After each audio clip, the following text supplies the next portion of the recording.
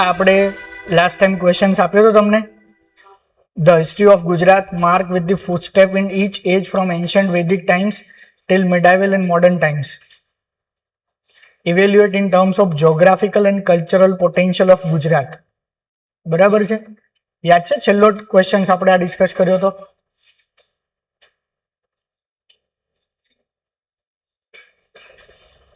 તો આ ક્વેશ્ચન શું કહેવા માંગે છે? તો આ ક્વેશ્ચન્સ મેં તમને વાત કરી કે ભાઈ પહેલા હિસ્ટ્રીનો જ સવાલ પૂછાતો, કાં તો જ્યોગ્રાફીનો જ પૂછાતો, કાં તો કલ્ચરનો જ પૂછાતો. હવે જે યુપીએસસી જે છેલ્લા 10 વર્ષથી કરે છે એ વસ્તુ જીપીએસસી સ્ટાર્ટ કરી છે. ક્વેશ્ચન્સ પૂછાય છે ઇન્ટરડિસિપ્લિનરી. બરાબર છે? જ્યોગ્રાફીની ફોરેન પોલિસી ઉપર શું ઇમ્પેક્ટ હોય, લાસ્ટ ફેબ્રુઆરી વાળીમાં જ પૂછાણું. બરાબર છે? હિસ્ટ્રી જે છે એ હિસ્ટ્રી, જ્યોગ્રાફી, કલ્ચર આ ત્રણને ઇન્ટરકનેક્ટ કરીને તમને કોઈ ક્વેશ્ચન્સ પૂછે. મેં મારા લાસ્ટ લેક્ચર કે એની આગળના લેક્ચરમાં મલ્ટિપલ એક્ઝામ્પલ્સ આપ્યા હતા ને કે ભાઈ ગુજરાતનું જે કલ્ચર છે એ ગુજરાતનું કલ્ચર મલ્ટિપલ રીતે શેપ થયું છે. ગુજરાતનું કલ્ચર જે શેપ, આપણે કલ્ચર એટલે ખાણી પીણી, કપડાં, પહેરવેશ, રીત રિવાજ, મ્યુઝિક, ડાન્સ, આ બધી વસ્તુને કલ્ચર કહેવાય. બરાબર છે? તો આ બધી જ વસ્તુઓ જે છે એ બધી જ વસ્તુની ઇમ્પેક્ટ ઇતિહાસ કંઈક આપણો છે એટલા માટે અત્યારે આપણું એવું કંઈક કલ્ચર છે. જેમ કે ઉત્તર ભારતનું કલ્ચર આવું છે તેની પાછળ મેં તમને કીધું ને કે ભાઈ વર્ષોથી આક્રમણો થયા છે. સલ્તનત કાળ પહેલા હતી, મુઘલ કાળ હતી, તો ઉત્તર ભારતની અંદર એ પ્રમાણનું ખાવાનું જોવા મળે છે. તમે જોશો ઉત્તર ભારતનું જે પણ કંઈ ફૂડ છે એ બધી ફૂડ એ પર્શિયન ઇમ્પેક્ટ છે, અથવા એ આખા 500 વર્ષના ઇતિહાસની ઇમ્પેક્ટ છે. ગુજરાતની અંદર જે ફૂડ છે એની કંઈક ઇમ્પેક્ટ છે, આપણો ઇતિહાસ છે, આપણી જ્યોગ્રાફી છે. એટલા માટે આપણું કલ્ચર એટલે ફૂડ, એટલા માટે આપણું કલ્ચર આવું છે. તો આ ક્વેશ્ચન સેમ એવો હતો. આ ક્વેશ્ચન એવું કહેવા માંગે છે કે ભાઈ ગુજરાતનું જ્યોગ્રાફિકલ પોટેન્શિયલ એટલે કે આ તમને ગુજરાતની ફિઝિકલ જ્યોગ્રાફીનું ડિસ્ક્રિપ્શન નથી પૂછતા. પહેલા એવું પૂછતા કે ભાઈ ગુજરાતની ફિઝિકલ જ્યોગ્રાફી એનું ઇમ્પેક્ટ. એ એવું કહેવા માંગે છે કે ગુજરાતના જ્યોગ્રાફિકલ એડવાન્ટેજ અથવા તો ગુજરાતની આવી જ્યોગ્રાફી છે એના કારણે સોશિયો પોલિટિકલ કે ઇકોનોમિક હિસ્ટ્રી જે છે એ કેવી રીતે ચેન્જ થઈ આપણી કમ્પ્લીટલી. તો જ્યોગ્રાફી છે એના કારણે ટ્રેડ છે, ટ્રેડના કારણે ઇકોનોમી છે, ઇકોનોમીને કારણે કંઈક પોલિટિકલ ઇમ્પોર્ટન્સ છે ને એના કારણે આપણો આખો એક સિવિલાઇઝેશનનો ગ્રોથ થયો છે. આંદામાન નિકોબારની અંદર એવું ના થાય, અથવા તો ઝારખંડની અંદર એવું ના થાય, મધ્યપ્રદેશ કે એવા અમુક નાનકડા એરિયાની અંદર એવું ના થાય. કેમ? ઝારખંડ કે મધ્યપ્રદેશ કે એ જે એરિયા છે અથવા તો નોર્થ ઇસ્ટ વાળો કોઈ એરિયા છે એ ચારે બાજુ જંગલ સુધી ઘેરાયેલો છે. એ જે એરિયા છે એરિયાની અંદર ક્યારેય કોઈ ટ્રેડ કે એવું હતું જ નહીં. એ નોર્થ ઇસ્ટ વાળા જંગલોની અંદર જીવનની અંદર ક્યારે કોઈ પોર્ટુગીઝ માણસ ગયો હોય? એ હમણાં આઝાદની બધું મતલબ મોડર્ન ટાઈમ્સ હતો એ ટાઈમે જે પોર્ટુગીઝ કે બ્રિટિશર ગયા હશે. પણ ગુજરાતને આવો કંઈક દરિયા કિનારો હતો આટલો મોટો, એટલા માટે આજથી માંડીને 3035 કે 5000 વર્ષ પહેલા પણ ગુજરાતના લોકો પર્શિયન જતા, પોર્ટુગલ જતા, યુરોપના કન્ટ્રીઝમાં જતા, આફ્રિકન કન્ટ્રીઝમાં જતા, સાઉથ ઇસ્ટ એશિયાની અંદર જતા છે ને. એનાથી નહીં બહુ મોટી વાત. રાવણની પેલું કંઈક છે ને, લંકાની લાડી ઘોઘાનો વર, ખબર જ કોઈને? શું કહેવા માંગે છે?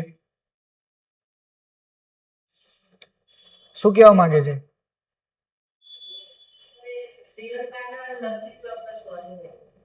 હા, એવું કંઈક કહેવા માંગે છે કે ભાઈ રાવણની છોકરી જે છે એના લગ્ન અહીંયા ક્યાંક ભાવનગરના ઘોઘા બંદરમાં કોઈ સાથે થયા હતા, એટલે લંકાની લાડી અને ઘોઘાનો વર, એવું કહેવા માંગે છે. સાચું ખોટું જે હોય, વાર્તા હશે, સ્ટોરી હશે, જે હશે, પણ એ લોકોને નોલેજ હતું શ્રીલંકા જેવો ટાપુ છે. સિમ્પલ એવું દર્શાવે છે ને કે ભાઈ ખબર હતી શ્રીલંકા જેવો ટાપુ છે. બીજું, કોક ત્યાં ગયું હશે, અહીંયાથી 4-6 મહિના રહ્યા હશે, કોક બેન જોડે લગ્ન કર્યા હશે, પાછા આવ્યા હશે, વાર્તાઓ કરી હશે, એટલે મે બી જે કંઈક બન્યું. જસ્ટ હું તમને આખું એક ઇમેજિનેશન કરવાનું કહું છું કે આપણી કંઈક જ્યોગ્રાફી છે એટલા માટે ટ્રેડ હતો. સમજ્યા? એટલા માટે ટ્રેડ હતો તો ઇકોનોમિક ડેવલપમેન્ટ થયું. ઇકોનોમિક ડેવલપમેન્ટ થયું ને એટલા માટે ગુજરાતનું ઐતિહાસિક કાળથી પોલિટિકલ ઇમ્પોર્ટન્સ છે. અંગ્રેજો સૌથી પહેલા ક્યાં આવ્યા? પેલી કોઠી ત્યાં સ્થાપી,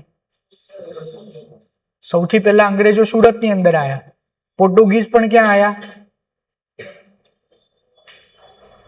દીવ પાસે આયા, બરાબર છે. એ સિવાય એ જે આપણે મધ્યકાલીન યુગની પણ વાત કરીએ ને, એ સમય પણ ગુજરાતનું મહત્વ હતું. તો ગુજરાત હંમેશા પોલિટિકલ કન્ટેક્સમાં પણ સેન્ટરમાં જ રહ્યું છે. અને અત્યારની કરંટ રિલેવન્સની જો વાત કરીએ, મેં પહેલા લેક્ચરની અંદર કીધું તો આ વસ્તુ યાદ રાખજો, ઈચ એન્ડ એવરી ટોપિકને તમારે કરંટ સાથે જોડવો જ પડે. તો અત્યારે પણ ગુજરાત એની જ્યોગ્રાફીના કારણે, એના કારણે જે ટ્રેડ રિશેપ થયું છે, એના કારણે જે ઇકોનોમિક પાવર ગુજરાતનો છે, એટલા માટે હજી પણ એ પોલિટિકલી સેન્ટરની અંદર છે ને. ગુજરાત ભલે રહ્યું વેસ્ટ સાઈડ, પણ એ સેન્ટરમાં છે, ઇકોનોમિક સેન્ટર છે, પોલિટિકલ સેન્ટર છે ઓલવેઝ. બાકી બીજું કોઈ સ્ટેટ આટલું પાવરફુલ નથી ક્યારેય. એ બધા પાછળના કારણ આ બધા છે, જ્યોગ્રાફી, હિસ્ટ્રી, કલ્ચર, આ બધા કારણ છે. ગુજરાતનું કલ્ચરલ ઇમ્પોર્ટન્સ છે, એના કારણે cultural, religion, trade, art, literature, social form બહુ બધું આવે. પણ 4-5 ફોર્મેટ કલ્ચરના લેવાના કે ભાઈ આપણી જ્યોગ્રાફી છે, એના કારણે આપણું આટલું વાઇબ્રન્ટ કલ્ચર પણ છે. તો કલ્ચર, એના કારણે કંઈક સોસાયટી ડેવલપ થઈ, આપણું હેરિટેજ છે, ઇકોનોમી છે, ટુરિઝમ છે, ને આપણી એક આઈડેન્ટિટી છે ગુજરાતની, બરાબર છે. ગુજરાતની નેશનલ આઈડેન્ટિટી તો છે જ. અત્યારે જ તમે સોશિયલ મીડિયા ઉપર કંઈ પણ વસ્તુ કહો ને, બરાબર છે, તો ફરીને ક્યાંક વાત ગુજરાત પર જ આવી જાય કે ગુજરાત જ ચલાવે છે. પોલિટિકલી નંબર 1, નંબર 2 ગુજરાતથી છે, બરાબર. ભારતના સૌથી વધારે પૈસાવાળા નંબર 1, નંબર 2 ગુજરાતી છે. ઓકે, એ સિવાય બધી વસ્તુમાં ફરફ્રન્ટમાં ગુજરાત જ હોય છે ઓલવેઝ. તો એ કન્ટેક્સની અંદર આપણી ગુજરાતી આઈડેન્ટિટી, જ્યોગ્રાફિકલ પોટેન્શિયલ, એનું હિસ્ટોરિકલ સિગ્નિફિકન્સ તમે કેવી રીતે લખી શકો? તો સૌથી પહેલું 1600 કિલોમીટરનો દરિયા કિનારાની વાત કરી શકો, બરાબર. સૌથી પહેલું જ્યોગ્રાફી એટલે સૌથી પહેલું દરિયા કિનારો જ આવશે ને આપણા મગજની અંદર. ઓકે, તો 1600 કિલોમીટર લાંબો દરિયા કિનારો છે. તો હડપ્પાના ટાઈમમાં ટ્રેડ હતો મેસોપોટામિયા, અરેબિયા, ઈસ્ટ આફ્રિકા સાથે, યુરોપ સાથે. એ સિવાય એ સમયે આપણે શિપ બિલ્ડિંગ એક્ટિવિટી કરતા, ઇમ્પોર્ટ એક્સપોર્ટ એટલે ટ્રેડ કરતા, બરાબર છે. એના કારણે કલ્ચરલ એક્સચેન્જ થતું, એના કારણે આપણી ભારતનું ઇન્ટરનેશનલ લેવલે ડિપ્લોમેસી હતી. અને ભારતની અંદર કોઈ પણ યુરોપિયન પાવર આવ્યા, એની પાછળના પણ ઘણા બધા કારણોમાંનું એક કારણ દરિયા કિનારો અને ગુજરાતનો દરિયા કિનારો. ઇન જનરલ ભારતનો દરિયા કિનારો અને બીજું ગુજરાતનો દરિયા કિનારો. કેમ? અંગ્રેજો શું કામ અહીંયા આવ્યા? અંગ્રેજો એટલે યુરોપિયન, ખાલી અંગ્રેજો નતા, સાદી ભાષામાં આપણે અંગ્રેજો બોલીએ છીએ. બધા જ યુરોપિયન કન્ટ્રીઝ કેમ અહીંયા આવ્યા હતા? અને આઈડિયલી આપણે જો જોવા જઈએ ને, તો વર્લ્ડનું જે એક્સપ્લોરેશન થયું ને, એક્સપ્લોરેશન એટલે આખી દુનિયામાં નવા ખંડ શોધાયા, એની પાછળનું કારણ ઇન્ડિયા છે. યુરોપિયન લોકો ઇન્ડિયાને શોધવા માટે બહાર નીકળ્યા 14મી સદીમાં. 14મી સદીમાં, હું એ ટાઈમ ભૂલી ગયો, 1490 કે 1492 એની આસપાસ મેગેલન કે કોઈ આખું આમ ગોળ ફરીને એને કીધું પૃથ્વી ગોળ છે, સાબિત કર્યું. ખ્યાલ છે ને? મેગેલને આખી પૃથ્વીને ફરતી કર્યું. પછી વાસ્કો દી ગામા નીકળ્યો ઇન્ડિયા શોધવા, પણ એને અમેરિકા ખંડ શોધી કાઢ્યો, બરાબર. એ પછી કોલમ્બસ આવ્યો, કોલમ્બસ અમેરિકા શોધ્યું, ઇન્ડિયા કરીને ત્યાં પહોંચી ગયો. વાસ્કો દી ગામા પહોંચી ગયો પ્રોપર. એ કેવી રીતે પહોંચ્યો? વાસ્કો દી ગામા? હા, વાસ્કો દી ગામા ઝાંઝીબાર જે છે ને, સાઉથ આફ્રિકાનું એક ઝાંઝીબાર હતો, ત્યાંથી પાછો જતો રહેવાનો હતો. તો કોક એક કચ્છનો કાંજી માલમ મળ્યો એને, તો એ ઓલો કે ઇન્ડિયા ગુજરાત, તો હેડ કે તને લઈ જવું એમ કરીને અહીંયા લઈ આવ્યો. ટ્રેડ હતો, બિઝનેસ હતો, આ બધું હતું. એટલે આખું આપણું ચેન્જ થયું ને. વર્લ્ડની હિસ્ટ્રી પણ ચેન્જ થઈ, at the same time Indian history પણ ચેન્જ થઈ. રીઝન ગુજરાતનું ટ્રેડ, રીઝન ગુજરાતનો દરિયા કિનારો, રીઝન ગુજરાતની જ્યોગ્રાફી. આવી રીતે કનેક્ટ કરતા શીખો કોઈ પણ ઇવેન્ટ્સને. તો પહેલું ગુજરાતની જ્યોગ્રાફીનું રીઝન શું હતું? દરિયા કિનારો. બીજું જે છે કચ્છ અને ખંભાત, ખાલી લાંબા દરિયા કિનારાથી કઈ ના થાય, બરાબર. કચ્છ અને ખંભાત એ સમયે નેચરલ પોર્ટનું કામ કરતા. નેચરલ પોર્ટ એટલે સમજ્યા ને કે શેલો સી હોય, છીછરો દરિયા કિનારો હોય, તો જે પણ વહાણ છે એને લંગર કરી શકાય, બાંધી શકાય અને ફરી પાછું અંદર મોકલી શકાય. તો એ નેચરલ પેલા આપણા હતા, સી પોર્ટ હતા. એટલા કારણે લોથલ, ભરૂચ, ખંભાત આ બધા, બરાબર. બીજું જે ગુજરાતનું લોકેશન છે એ નોર્થ ઇન્ડિયા અને વેસ્ટ એશિયા સાથે સ્ટ્રેટેજિક છે. સ્ટ્રેટેજિક છે એટલે શું થયું કે ભાઈ બધાને એવી ખબર પડી કે ભાઈ ગુજરાતના દરિયા કિનારે હવાય તો અહીંયાથી ઉત્તર ભારતમાં જઈ શકાય, મધ્ય ભારતમાં જઈ શકાય અને સાઉથ ભારતમાં જઈ શકાય. તો આખા ભારતમાં જો આપણે ટ્રેડ કરવું હોય, બરાબર, કંઈ પણ બિઝનેસ કે કંઈ સ્ટાર્ટ કરવું હોય તો આ બાજુથી સ્ટાર્ટ કરી શકાય. એટલે એ લોકોને શરૂઆતમાં અંગ્રેજોને બધાને કોઠી એટલે એ લોકોનું આપણે શું કહેવાય સ્ટોરેજ. સાદી વાત, કોઠી ક્યાં સ્થપાઈ? ગુજરાતમાં. બીજી એને જરૂર પડી કે અનએક્સેસિબલ એરિયા કયો છે ગુજરાતથી ના પહોંચાય, તો કે કલકત્તા. આ બે જ જગ્યાએ એ લોકો એસ્ટાબ્લિશ થયા ને મોસ્ટલી. તો ગુજરાતમાં એસ્ટાબ્લિશ થવાથી એને ઓલમોસ્ટ 70-80% ઇન્ડિયા એક્સેસિબલ થઈ ગયું, ભારત એક્સેસિબલ થઈ ગયું. That means A strategic location હતું. ગુજરાત જે છે એ સ્ટ્રેટેજિકલી લોકેશન. બીજું બહુ બધી રિવર સિસ્ટમ છે, એના કારણે ખેતી ને બધો વિકાસ થયો, એના કારણે અર્બન સેટલમેન્ટ આવ્યું. કારણ કે ઓલવેઝ ઇતિહાસ એવું કહે છે કે ભાઈ કોઈ પણ જગ્યાએ હ્યુમન સેટલમેન્ટ બન્યું એ ક્યાં બન્યું? નદી કિનારે. પીવાનું પાણી મળી રહે, એગ્રીકલ્ચર માટે ઇઝીલી પાણી મળી રહે, બરાબર છે. ફિશિંગ કે એ બધી વસ્તુ માટે ઇઝીલી મળી રહે. નેચરલ ડિફેન્સ કોઈ એક સાઈડથી કે નદી છે એટલે નેચરલ ડિફેન્સ મળી રહે.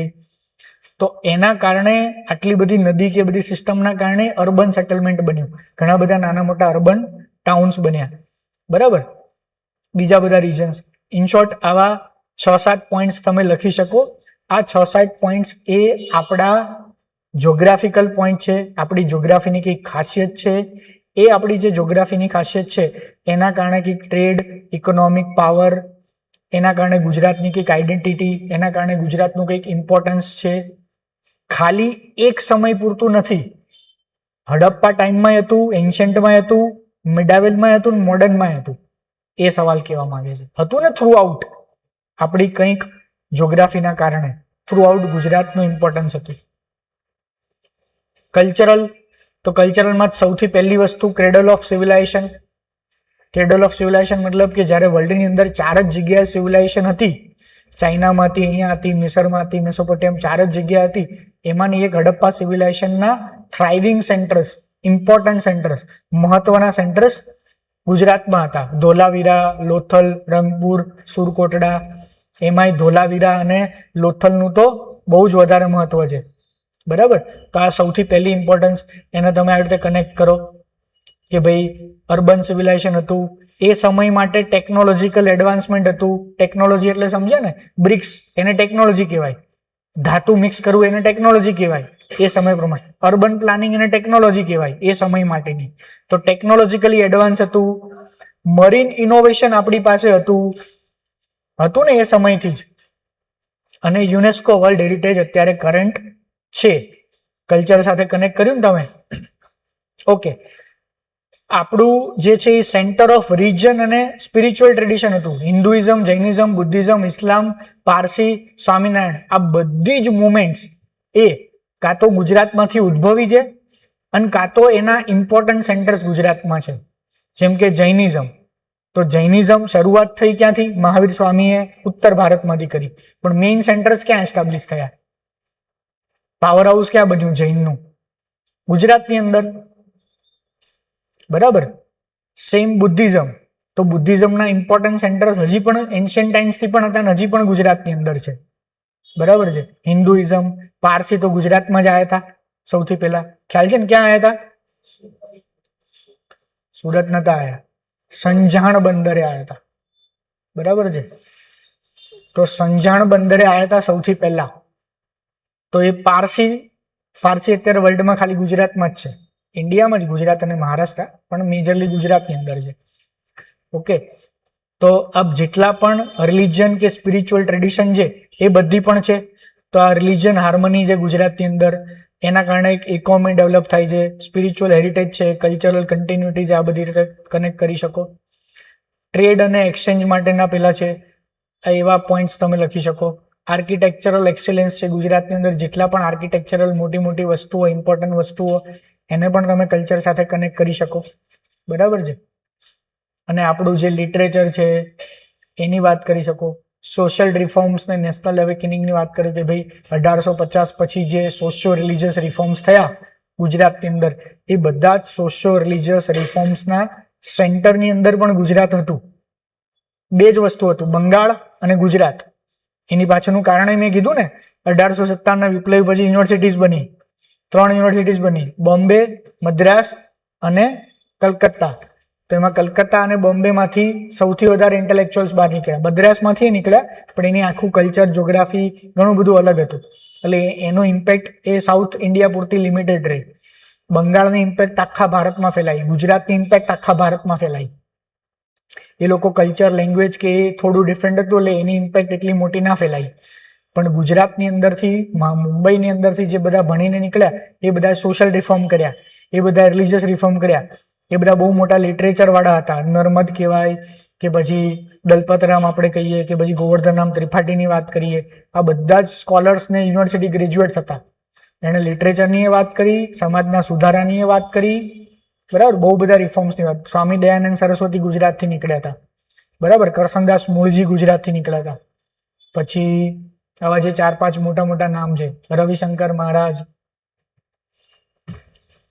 અને છેલ્લે આમાં નથી લખ્યું, પણ અહીંયા 7મો પોઈન્ટ પણ આપણે લખી શકીએ અલગથી, કે ભાઈ જે ફ્રીડમ મુવમેન્ટ છે એની અંદર પણ ગાંધીજી, સરદાર પટેલ, મોરારજી દેસાઈ, આ બધાનો જે ફાળો હતો. ગાંધીજી અહીંથી શરૂઆત કરીને બધી, સરદાર પટેલની બધી શરૂઆત અહીંથી જ થઈ. સરદાર પટેલે જેટલા સત્યાગ્રહો કર્યા, પોતાની જાતને મેન્ટલ પુરવાર કર્યું, અહીંથી સરદાર પટેલે શરૂઆત કરી. અને એનો ઇમ્પોર્ટન્ટ રોલ હતો આપણે કલ્ચરની અંદર, ઇતિહાસની અંદર. ઓકે, ખાલી આવું એક ટેબલ બનાવ્યું છે તો તમને ખ્યાલ આવે કે ક્વેશ્ચન્સ જે હતો એ ક્વેશ્ચન્સ હિસ્ટ્રી અને જ્યોગ્રાફીને કનેક્શન કરવાનો હતો. ઓકે, બરાબર છે. તો એક જ્યોગ્રાફિકલ પોઈન્ટ્સ લખ્યા છે, એનું હિસ્ટોરિકલ આઉટકમ કે ઇમ્પોર્ટન્સની વાત કરી છે. એક મિનિટ, હલો, બોલો બોલો.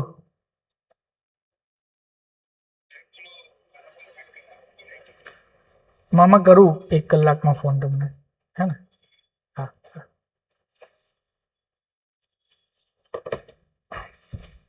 તમારે જ્યોગ્રાફિકલ પોઈન્ટ્સ જોવાના, એ જેટલા જ્યોગ્રાફિકલ પોઈન્ટ્સ છે એનું હિસ્ટોરિકલ આઉટકમ અને એનું બ્રોડર સિગ્નિફિકન્સ.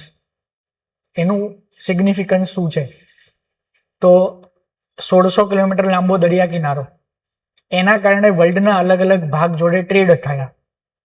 અને વર્લ્ડના અલગ અલગ ભાગ જોડે ટ્રેડ થયા એટલે ઇકોનોમિકલી આપણે પ્રોસ્પરસ થયા, પાવરફુલ થયા અને કલ્ચરલ એક્સચેન્જ થયું. આજ સમજાયું મેં તમને? બીજું, ગલ્ફ ઓફ કચ્છ અને ખંભાત નેચરલ સીપોર્ટ બન્યા, એનું હિસ્ટોરિકલ આઉટકમ. એના કારણે શું થયા? સિટી ડેવલપ થયા, આપણું નેવલ સ્ટ્રેન્થ થયું, બરાબર છે. સ્ટ્રેટેજિક લોકેશન્સ છે, એના કારણે આપણું પોલિટિકલ ઇમ્પોર્ટન્સ છે અને કલ્ચરલ સિન્થેસિસ થયું. એટલે આપણે દરિયા કિનારો હતો એટલે એવું ના થયું કે આ સાઈડના આફ્રિકા કે યુરોપિયન કન્ટ્રીઝના જ કલ્ચર જોડે સંબંધ હતા. એ બધા ટ્રેડ માટે અડધા લોકો એવું કરતા હશે ને કે ભાઈ આ બાજુથી માલ સામાન લઈ જતા હશે, આફ્રિકામાંથી કંઈક લાવતા હશે, પછી વેચતા હશે. તો વેચતા વાળા ક્યાં જતા હશે? ઉત્તર ભારતમાં. તો ગુજરાતીઓનો સંપર્ક એ છેક ઉત્તર ભારતથી માંડીને, દક્ષિણ ભારતથી માંડીને, મધ્ય ભારતથી માંડીને બીજા બધા કન્ટ્રીઝ. એટલા માટે આપણે જે સ્ટ્રેટેજિક લોકેશન પર હતા, river system, fertile planes, Kutch ને સૌરાષ્ટ્ર, એનું ઇમ્પોર્ટન્સ, બરાબર. તો એના કારણે સોલ્ટ મેકિંગ ઇન્ડસ્ટ્રી થઈ, એનિમલ હસબન્ડરી થઈ, એટલે ડાયવર્સ ઇકોનોમિક એક્ટિવિટીઝ થઈ.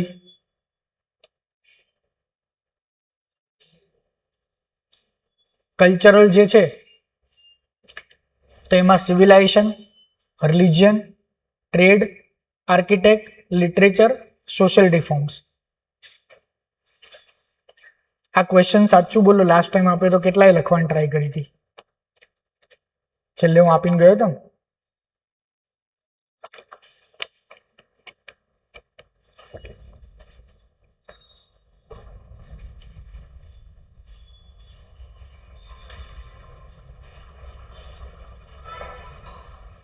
ચલો 3 ઓપ્શન આપ્યા છે તમને. 3 ઓપ્શનમાંથી કોઈ પણ એક ક્વેશ્ચન્સનો આન્સર લખવાનો છે. શાર્પ 10 થી 12 મિનિટ જ છે. હું ઇન્ડિવિજ્યુઅલી બધાનું ચેક કરવા માટે આવીશ. બરાબર. મેં તમને એક ક્વેશ્ચન્સ આપ્યો, આપણે સોલ્વ કર્યો, મેં તમને હિન્ટ આપી, સરળ સમજણ માટે એક ટેબલ બનાવ્યું, આપણે તમને વિચારવાના પોઈન્ટ્સ કીધા. બરાબર છે. તો હવે 3 ક્વેશ્ચન છે. એક ક્વેશ્ચન એવું કહે છે Geography has been greatest architect of Gujarat history. સમજ્યા શું કહેવા માંગે છે? કોણ આનો ક્વેશ્ચનનો મતલબ કહેશે? Geography has been greatest architect of Gujarat history. Architect મતલબ ઘડવું, બનાવવું. તો ગુજરાત હિસ્ટ્રીને ઘડવા વાળું કોણ છે? જ્યોગ્રાફી. સમજી ગયા ને? સિમ્પલ. કે geography has been greatest architect of Gujarat is evaluate above statement by examining how Gujarat's geographical feature contributed to maritime trade, political importance, economic prosperity, civilization development from ancient to modern time. આ સહેલો સવાલ છે, કારણ કે સવાલની અંદર જ 4 points આપી દીધા છે. તમારે ખાલી એ 4 પોઈન્ટ્સને એલોબરેટ કરવાના છે કે જ્યોગ્રાફીએ મેરીટાઈમ ટ્રેડને કેવી રીતે ઇમ્પેક્ટ કર્યું, જ્યોગ્રાફીના કારણે ગુજરાતનું પોલિટિકલ ઇમ્પોર્ટન્સ કેવી રીતે વધ્યું, જ્યોગ્રાફીના કારણે ગુજરાતની ઇકોનોમિક પ્રોસ્પેરિટી કેવી રીતે આવી, અને જ્યોગ્રાફીના કારણે ગુજરાતનું સિવિલાઇઝેશન ડેવલપમેન્ટ કેવી રીતે થયું.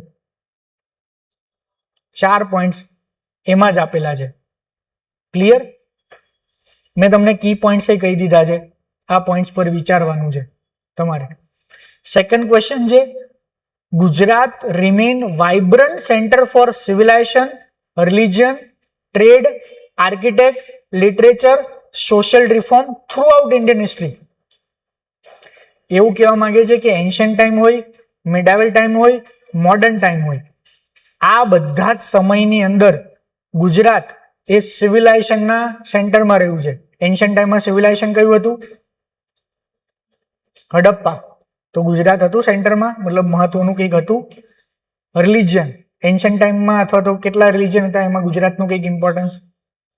ટ્રેડ એમાં ગુજરાતનું કંઈક importance. Architect, literature, social reforms. At least તમને લિટરેચર પોઈન્ટ અત્યારે બહુ ના આવડે તો બીજા પોઈન્ટ્સ તો તમે આરામથી લખી શકો. બરાબર છે. Critically evaluate above statement with suitable example from ancient, medieval, modern Gujarat. તો હડપ્પાની વાત કરો, રિલિજિયસ સર્કિટની વાત કરો, ફોરેન ટ્રેડની વાત કરો, સલ્તનત સમયનું આર્કિટેક્ટ છે ને ગુજરાતમાં. ગુજરાતમાં એ પહેલાનું આર્કિટેક્ટ નથી કહી, પણ સલ્તનત સમયનું તો છે ને આર્કિટેક્ટ. ભક્તિને એની વાત કરો, લિટરેચરની વાત કરો, અને ફ્રીડમ મુવમેન્ટની વાત કરો. અને last, historical importance of Gujarat lies in harmonious interaction between geographical advantage and cultural heritage. એટલે જે પહેલો ક્વેશ્ચન આપણે જે સોલ્વ કર્યો એ જ છે. ક્લિયર? તો લખવાનું સ્ટાર્ટ કરો. એક ઇન્ટ્રોડક્શન હોવું જોઈએ. ઇન્ટ્રોડક્શન સવાલમાંથી કાઢીને બનાવવાનું છે. એ પછી પોઈન્ટ્સ લખવાનું છે. પોઈન્ટ્સની અંદર પહેલું પોઈન્ટ્સ આવે મેરીટાઈમ ટ્રેડ, એના 3 પોઈન્ટ લખો. 2 પોઈન્ટ લખો. પોલિટિકલ ઇમ્પોર્ટન્સ 1-2 પોઈન્ટ લખો. ઇકોનોમિક પ્રોસ્પેરિટી 1-2 પોઈન્ટ લખો. સિવિલાઇઝેશન ડેવલપમેન્ટ 1 પોઈન્ટ લખો. આ બધા પોઈન્ટ બધા એન્શિયન્ટ ના હોવા જોઈએ. અમુક એન્શિયન્ટ હોવું જોઈએ, અમુક મિડલ હોવું જોઈએ, અમુક મોડર્ન હોવું જોઈએ. સમજી ગયા કે નહીં? આ બધા જ પોઈન્ટ્સને કરંટ સાથે તમે જોડી શકો છો. કરંટ ગવર્મેન્ટના પ્રોગ્રામ સાથે જોડી શકો છો. કરંટ ગવર્મેન્ટની કોઈ યોજના સાથે, સ્કીમ સાથે જોડી શકો છો. અથવા ઇન જનરલ કરંટ એનું શું મહત્વ છે. બરાબર કે ભાઈ આજે પણ આ જ છે. એવું નહોતું કે એન્શિયન્ટ ટાઈમથી ગુજરાત કલ્ચરલી ઇમ્પોર્ટન્ટ, આજે પણ ઇમ્પોર્ટન્ટ છે. એવું નહોતું કે એન્શિયન્ટ ટાઈમની અંદર ગુજરાત પોલિટિકલી ઇમ્પોર્ટન્સ હતું, આજે પણ છે. આવું તમે કનેક્ટ કરી શકો છો કે નહીં? અથવા તો બીજો ક્વેશ્ચન્સ લખો, એમાં આ બધા પોઈન્ટ્સ તમારે લખવા પડશે. એક એક્ઝામ્પલ્સ આપો ખાલી આટલાના તો પણ ચાલે. ક્લિયર? ચલો સ્ટાર્ટ. સમજાવવામાં જ 5 મિનિટ ગયેલે, તમારી પાસે 10 જ મિનિટ છે. તો મેં તમને કીધું ઇન્ટ્રોડક્શન તમારું કેવું હોવું જોઈએ. તો જે ક્વેશ્ચન્સ પૂછ્યો છે ને એ ક્વેશ્ચન્સમાંથી જ તમે તમારું સરસ ઇન્ટ્રોડક્શન બનાવી શકો કે ભાઈ ગુજરાતની જે અનુકૂળ કે પોઝિટિવ ભૂગોળ હતી, લાંબો દરિયા કિનારો હતો, આપણી નદીઓ હતી, આપણું કૃષિ વેપાર, આ બધાના કારણે એન્શિયન્ટ ટાઈમથી માંડીને મોડર્ન ટાઈમ સુધી ગુજરાત એ ભારતનું એક મહત્વનું વેપાર, રાજકીય અને સાંસ્કૃતિક કેન્દ્ર હતું. સમજી ગયા ને? ટ્રેડ માટે, પોલિટિકલ માટે કે કલ્ચરલ સેન્ટર હતું ગુજરાત. સિમ્પલ થઈ ગયું ને? તો ઇન્ટ્રોડક્શન તો કઈ અઘરું છે નહીં, બરાબર. હવે જે આ બોડી વાળો જે મુખ્ય ભાગ છે એવું લખ્યું છે ને,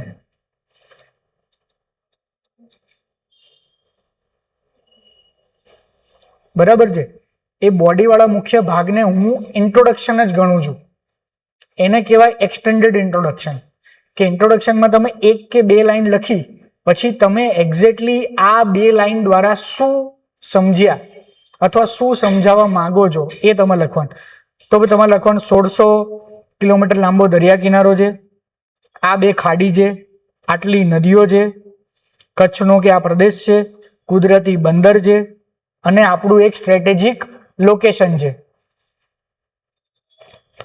તો આને કહેવાય પ્રોપર ઇન્ટ્રોડક્શન, કમ્પ્લીટ ઇન્ટ્રોડક્શન, કે જેની અંદર જે ક્વેશ્ચન્સ પૂછ્યો છે એ ક્વેશ્ચન્સની સેન્સ તમે પકડી છે, તમે કીધું છે કે હા ભાઈ ગુજરાત એ આ બધા જ કન્ટેક્સની અંદર આપણી જ્યોગ્રાફીના કારણે ટ્રેડ, પોલિટિક્સ, કલ્ચરલી મહત્વનું સ્થાન છે. હવે પૂછવું છે કે ભાઈ ભૂગોળના કારણે, તો હવે તમે એને ભૂગોળના 6 પોઈન્ટ સમજાય ને? 6 બુલેટ પોઈન્ટ ભૂગોળના.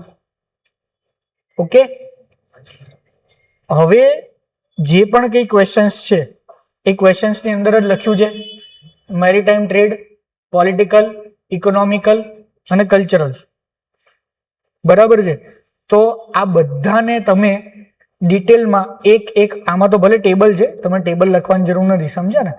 પણ જે ટેબલની આ બાજુ મેરીટાઈમ ટ્રેડ લખ્યું છે તો મેરીટાઈમ ટ્રેડ એક હેડિંગ હોવું જોઈએ અંડરલાઈન કરીને, અને નીચે આમાં 3 કે 4 પોઈન્ટ આપે, આપણી પાસે ભલે 2 પોઈન્ટ્સ હોય તો 2 પોઈન્ટ્સ બુલેટ પોઈન્ટમાં લખવાના. આન્સર પ્રોપર કે મેરીટાઈમ ટ્રેડ તો કેવી રીતે મેરીટાઈમ ટ્રેડ હતો કે ભાઈ લાંબા દરિયા કિનારાના એન્શિયન્ટ ટાઈમથી મેરીટાઈમ ટ્રેડ હતો. લોથલ, પછી ભરૂચ, કયા કયા દેશો સાથે હતો, એ દેશો સાથેના ટ્રેડની તમે વાત કરો, બરાબર છે. એ પછી બીજો પોઈન્ટ પોલિટિકલ ઇમ્પોર્ટન્સ આપણું. તો પોલિટિકલ ઇમ્પોર્ટન્સ એટલે એન્શિયન્ટ ટાઈમ્સથી અંદર તમે પોલિટિકલ ઇમ્પોર્ટન્સની વાત કરો કે ભાઈ સિન્સ એન્શિયન્ટ ટાઈમ્સ જેટલી પણ મોટી મોટી ડાયનેસ્ટીઝ થઈ ગુજરાતની, એ ગુજરાતની મોટી મોટી ડાયનેસ્ટીઝ હતી, એનું ઇમ્પોર્ટન્સ હતું. પછી આમાં નથી લખ્યું પણ તમે લખી શકો ભાઈ કરન્ટલી પણ Gujarat at the centre of the political development in India, બરાબર. અત્યારે પણ તમે એને કરંટ સાથે કનેક્ટ કરી શકો. હવે જે આ ફેક્ટ્સ, ફિગર ને આંકડા ને એની વાત જે કરી છે ને, આ પોઈન્ટ્સ આઈડિયલી તમારે શરૂઆતમાં, એન્ડમાં કાં તો ગમે ત્યાં સાઈડમાં એક વસ્તુ હંમેશા તમારે યાદ રાખવાનું કે તમારી આન્સર શીટની અંદર એક ફિગર હોવી જ જોઈએ, ફિક્સ. ફિગર ના હોય તો બોક્સ બનાવીને ડેટા હોવો જોઈએ ગમે ત્યાં. જેમ કે ઉદાહરણ આપું તમને કે હિસ્ટ્રીમાં અત્યારથી જ એવી હેબિટ પાડો કે તમને ભારતનો આમ આછો આમ રેખાંકિત આંકડો આવડવો જોઈએ. અડધા ભારતનો, સાઉથ ઇન્ડિયાનો, કાં તો પછી આખા ભારતનો મોટો અને ગુજરાતનો. ઈચ એન્ડ એવરી હિસ્ટ્રીના ક્વેશ્ચન્સની અંદર ભારતનો મેપ કાં ગુજરાતનો મેપ હોવો જ જોઈએ. તમને એવું પૂછ્યું છે કે વિજયનગર સામ્રાજ્ય છે એનું કાંઈ પણ ઇમ્પોર્ટન્સ, કાંઈ પણ વિજયનગર વિશે, તો સાઉથ ઇન્ડિયા જેટલો જ મેપ દોરો અડધો. ક્યાં વિજયનગર છે કર્ણાટક એરિયાની આસપાસ, એ રફલી આમ વિજયનગર કરો, પછી આમ સ્ક્રેચ આઉટ કરો કે આટલું અમ્પાયર હતું, ત્યાંથી આમ એરો મારીને વર્ષ લખો કે ભાઈ 1373 થી 1576 જે બી હોય એક્ઝામ્પલ તરીકે. એ તો તમે તમારું એક્સ્ટ્રા નોલેજ આપી રહ્યા છો. વિજયનગરનું જ્યોગ્રાફિકલ એક્સટેન્ટ મને ખબર છે, વિજયનગરનો આખો પીરિયડ એક મને ખબર છે, બરાબર. અને હજી એક બે વિજયનગરનું ઇમ્પોર્ટન્સ કઈ વસ્તુ હોય કે ભાઈ ત્યાંથી નદી બધી નીકળતી હોય દર્શાવી દીધી તમે વિજયનગરની. સેમ આ ગુજરાતના જેટલા પણ ક્વેશ્ચન્સ આજે જોયા ગઈકાલે આગલા દિવસે અહીંયા, તો એની અંદર ગુજરાતના ક્વેશ્ચન્સની અંદર અહીંયા શું તમે દર્શાવશો? ઇમ્પોર્ટન્ટ બંદર દર્શાવશો, ગુજરાતનો મેપ દોરીને, બરાબર, એના ઇમ્પોર્ટન્ટ બંદર દર્શાવશો. તમે લોથલ, ધોરાવીલા એ બધા હડપ્પાના પ્લેસીસ તમે દર્શાવશો અહીંયા, અને મોટા મોટા એરા મારીને ખાલી જસ્ટ આખો મેપ ના દોરાય, ખાલી ગુજરાત હોય તો આમ એરો મારીને તમે આમ અરેબિયન સી વેપાર, trade routes, Arabian sea trade routes, સમજ્યા? પછી નોર્થ ઇન્ડિયન ટ્રેડ રૂટ્સ, જે આપણે ગુજરાત આ બધો અહીંયા જે આપણે બિઝનેસ કરતા એ સીધું નોર્થ ઇન્ડિયા સિલ્ક રૂટ જોડે, સિલ્ક રૂટ નજીક જ હતો, બરાબર. તો કોઈ પણ પેપર ચેકર જે છે એ પેપર ચેકર તમારું ખાલી પેપર આમ જોવે, ઇન્ટ્રોડક્શન વાંચે તો એને ખબર પડી ગઈ કે આ માણસ ક્વેશ્ચન શું છે એ સમજી ગયો છે. આ માણસ ક્વેશ્ચન એવો છે કે ભાઈ ગુજરાતની હિસ્ટ્રી એ જ્યોગ્રાફીના કારણે શેપ થઈ છે, અથવા તો ગુજરાતની જ્યોગ્રાફીએ ગુજરાતની હિસ્ટ્રીનું આટલી સારી બેસ્ટ હિસ્ટ્રીનું નિર્માણ કર્યું છે, બરાબર ને? તો ઇન્ટ્રોડક્શનમાં એને ખબર પડી કે હા તમે ક્વેશ્ચનની ડિમાન્ડ સમજ્યા છો, અને 6 પોઈન્ટ્સ તમે જે લખ્યા જ્યોગ્રાફીના બુલેટ પોઈન્ટ્સ, એને ખબર પડી ઓકે આને જ્યોગ્રાફીના બધા આસ્પેક્ટ ખબર છે. અને હવે તમે ઓલું મેપ દોર્યો છે ને એમાં જ બધું આમ તેમ દર્શાવી દીધું છે, ઓકે. એટલે હવે એને તમારું જે બોડી વાળો પાર્ટ છે ને એને વાંચવો જ ના પડે. બોડી વાળા પાર્ટની અંદર એ ખાલી તમારા જે 6 હેડિંગ છે ને, મેરીટાઈમ ટ્રેડ, પછી પોલિટિકલ ઇમ્પોર્ટન્સ, ઇકોનોમિક, આ 4 કે 6 હેડિંગ જ જોશે, ફિનિશ. કે દરેક હેડિંગમાં 2 પોઈન્ટ્સ લખ્યા છે. હજી એનાથી એક સ્ટેપ આગળ, એ હેડિંગ છે એની નીચે જે 2 પોઈન્ટ્સ લખ્યા છે એ 2 પોઈન્ટ્સની અંદર એક જ કીવર્ડ પર જ અંડરલાઇનિંગ. તમે મેરીટાઈમ ટ્રેડ વાળો જે પોઈન્ટ લખ્યો છે એ મેરીટાઈમ ટ્રેડ વાળા પોઈન્ટ્સની અંદર તમે ખાલી લોથલ, ભરૂચ અને જે વિદેશના સ્થળોએ વેપાર થતો હતો આના પર જ તમે પોઈન્ટ અંડરલાઈન કરી છે. એટલે એને ખ્યાલ આવી ગયો તમે શું કહેવા માંગો છો. તમે જે પોલિટિકલ ઇમ્પોર્ટન્સ ગુજરાત સેન્ટરમાં હતું એની તમે જે વાત કરી, તો જે તમે 2-4 ડાયનેસ્ટીઝની વાત કરી છે, કરંટમાં તમે જે વાત કરી, ખાલી એટલા કીવર્ડ પર જ અંડરલાઈન. આ હું તમને એટલું મહત્વનું કહું છું ઇમ્પોર્ટન્સ પોઈન્ટ, કે તમે બધા અત્યારે જે વસ્તુ લખી રહ્યા છો, બરાબર, એ વસ્તુ પહેલું તો હજી કન્ટેન્ટ તમારી પાસે આવશે, એટલે અત્યારે ચિંતા ના કરો કે તમારું લખાણ સારું છે ખરાબ છે, હું એના પર ચર્ચા નથી કરતો. પણ તમારામાંથી ઘણા બધા લોકો છે, બરાબર, અથવા તો હું બીજા હજારો લોકોને ઓળખું છું જે 2-4 વર્ષથી તૈયારી કરે છે, કન્ટેન્ટ છે, પણ એ કન્ટેન્ટ એ પ્રેઝન્ટ કેવી રીતે કરે છે? એ એવી રીતે પ્રેઝન્ટ કરે છે કે પેપર ચેકર એમાંથી કશું વાંચી જ ના શકે. ઓકે, તમારામાંથી એક્ઝામ્પલ આપું છું, એટલે કોઈ એવું પર્સનલ ના લેતા કે મારું કેમ કીધું, બરાબર છે? લાવો તમારું, લાવો તમારું પણ લાવો.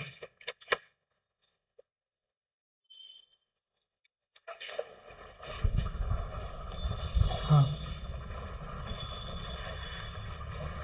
એક્ઝામ્પલ તરીકે આવી રીતે તમે મેઇન ફાઇનલ યુપીએસસી જીપીએસસીમાં લખો, કન્ટેન્ટ દમદાર છે, આ જ બધી વાત કરી છે આપણે, જે ચર્ચા કરી રહ્યા છે એ જ બધી વસ્તુની વાત કરી રહી છે, બરાબર.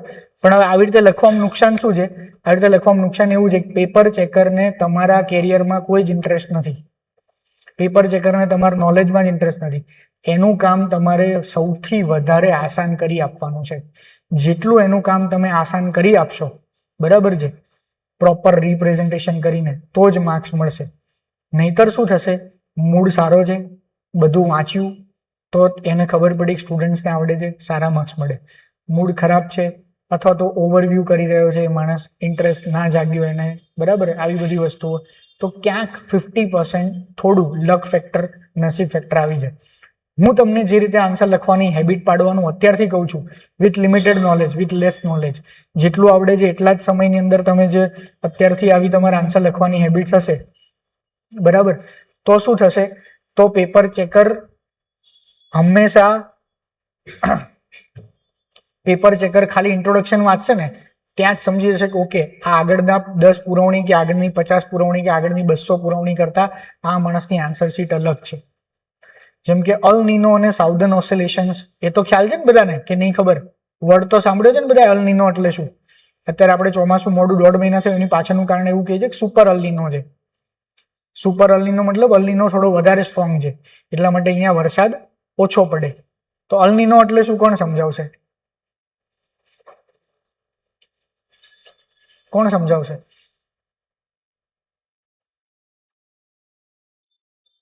બોલો. મીન્સ જે લખવા બેઠા જે લોકોને તો ખબર હશે ને, 2-3 વર્ષથી વાંચો છો.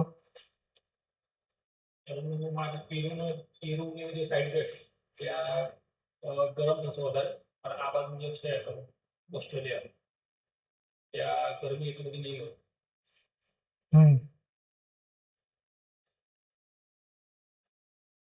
પેરુ પાસે કયો કરંટ જાય? જ્યોગ્રાફી તો જોઈ ને, જ્યોગ્રાફીમાં કોઈ કરંટ્સ આવે, કયો કરંટ્સ હોય? એ પણ પેરુવિયન કરંટ, પણ એ કયો હોય?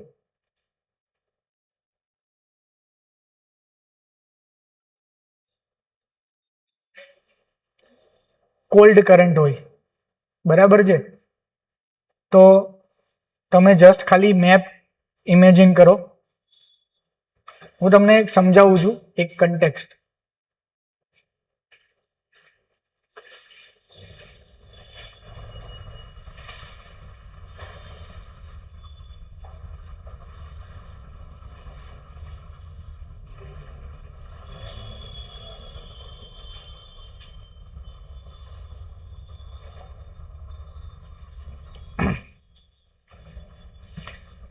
જે વર્લ્ડનો મેપ આપણે જોઈએ છે ને, એ મેપને થોડોક આમ ખસેડી દઈએ એટલે અહીંયા આપણને આ નોર્થ અમેરિકા છે, બરાબર ને? આવું કંઈક સાઉથ અમેરિકા છે. અહીંયા આખો મોટો પેસિફિક ઓશિયન છે વચ્ચે, અને આ બાજુ ઓસ્ટ્રેલિયા છે, પછી આ બાજુ બધું સાઉથ ઈસ્ટ એશિયા, અને અહીંયા ક્યાંક આમ ઇન્ડિયા છે. આટલું નીચે નથી પણ સપોઝ ઉપર, બરાબર ને? તો રફલી આવો કોઈ વર્લ્ડનો મેપ છે, બરાબર છે. આ જે વર્લ્ડનો મેપ છે એની અંદર અહીંયા પેરુ નામનું કન્ટ્રી છે. તો અહીંયા કોલ્ડ કરંટ હોય છે, કારણ કે અહીંયા નીચે એન્ટાર્કટિકા આવે. કોલ્ડ કરંટ એટલે સમુદ્રનું જે પાણી છે ને, એ સમુદ્રનું પાણી ગોળ ગોળ ગોળ ફરતું જ હોય છે. તો સમુદ્રનું પાણીના મોટા મોટા પ્રવાહો હોય એને કરંટ્સ કહેવાય. તો જે આ પેરુવિયન કોલ્ડ કરંટ છે, બરાબર, આ પેરુવિયન કોલ્ડ કરંટના કારણે શું થાય છે? અહીંયા બહુ બધી માછલીઓ થાય છે. તો એટલા માટે આ બહુ મોટું વર્લ્ડનું one of the best fishing grounds છે. બીજું એક આવું વર્લ્ડનું ફિશિંગ ગ્રાઉન્ડ છે અહીંયા ઉપર આ બાજુ, અહીંયા પણ કોલ્ડ કરંટ છે કેનેડા પાસે. એ વર્લ્ડનું બીજું એક મોટું ફિશિંગ ગ્રાઉન્ડ છે. એવા ઘણા બધા ફિશિંગ ગ્રાઉન્ડ છે જ્યાં વોર્મ અને કોલ્ડ કરંટ ભેગા થાય. વોર્મ અને કોલ્ડ કરંટ ભેગા થતા હોય કારણ કે અહીંયા બધા વોર્મ કરંટ્સ હોય આમ. તો અહીંયા વોર્મ અને કોલ્ડ કરંટ ભેગા થાય એટલે વર્લ્ડનું બેસ્ટ ફિશિંગ ગ્રાઉન્ડ ક્રિએટ થાય. ફિશિંગ ગ્રાઉન્ડ એટલે વોર્મ અને કોલ્ડ કરંટ, તો ત્યાં થોડી હુંફાળી સારી પરિસ્થિતિઓ. સારી પરિસ્થિતિઓ એટલે ત્યાં જે પેલું સી પ્લાન્કટોન, દરિયાઈ નાની નાની વનસ્પતિઓ ને બધું હોય એ ત્યાં વધારે થાય. વનસ્પતિ વધારે થાય એટલે માછલીઓ વધારે થાય. નોર્મલ કન્ડિશનમાં આવું હોય, પણ ક્યારેક એવા કોઈ કારણો સર્જાય, પૃથ્વીનું જે પરિભ્રમણ છે કે બીજા કારણ ત્રીજા કારણ, લોકો એવું પણ કહે છે કે ભાઈ ક્લાઇમેટ ચેન્જ, લાંબા સમયની પરિસ્થિતિ, એક્ઝેક્ટ રીઝન નથી પણ અમુક રીઝનના કારણે આ જે કોલ્ડ કરંટ છે ને એ વીક બને. કોલ્ડ કરંટ વીક બને મતલબ ઓછું ઠંડુ થયું. સાદી ભાષામાં આટલો એરિયા એ ગરમ થશે. કોલ્ડ કરંટ ઢીલો બન્યો, આ વોર્મ કરંટ્સ આવે છે એટલે આ એરિયા નોર્મલ કરતા તો વોર્મ થયો ને, ગરમ થયો, બરાબર. જે પણ જગ્યાએ ગરમ હોય ત્યાં શું હોય? દબાણ. ઓછું કે વધારે? દબાણ ઓછું હોય, બરાબર છે. તો અહીંયા પ્રેશર ઓછું થાય. પ્રેશર ઓછું થાય એટલે આજુબાજુથી હવા વધારે આવે. જે પણ જગ્યાએ પ્રેશર ઓછું હોય તો આજુબાજુ જ્યાં વધારે પ્રેશર હોય ત્યાંથી વધારે પવન એ દિશામાં ફૂંકાય, હવા એ દિશામાં વધારે આવે, બરાબર. તો અહીંયા જે ઓસ્ટ્રેલિયા પાસે કે અહીંયા બધા પાસે જે પવનો છે ને એ પવનો નોર્મલ દિવસોમાં અહીંયાથી આમ આવતા હોય ઇન્ડિયા બાજુ, તો એ બધા હવે જશે આ બાજુ. અહીંયા હાઈ પ્રેશરથી અહીંયા જતા હોય. નોર્મલ સિચ્યુએશનમાં અહીંયા હાઈ પ્રેશર છે ને ઇન્ડિયા પાસે લો પ્રેશર છે એટલે ઇન્ડિયા પાસે આવતા હોય નોર્મલ સિચ્યુએશનમાં.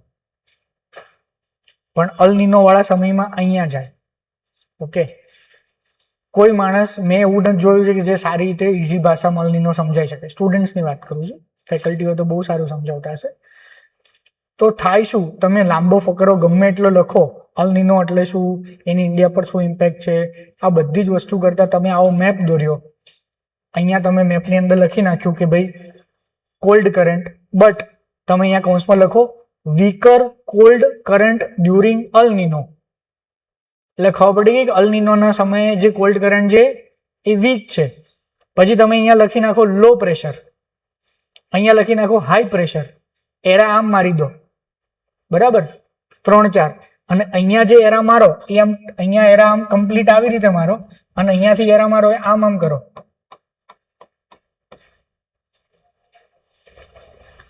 અને પછી અહીંયા લખી નાખો કે ભાઈ અહીંયાથી જે આ કરંટ કે હવા છે એ ડાયવર્ટ થઈ ગઈ પેલી બાજુ.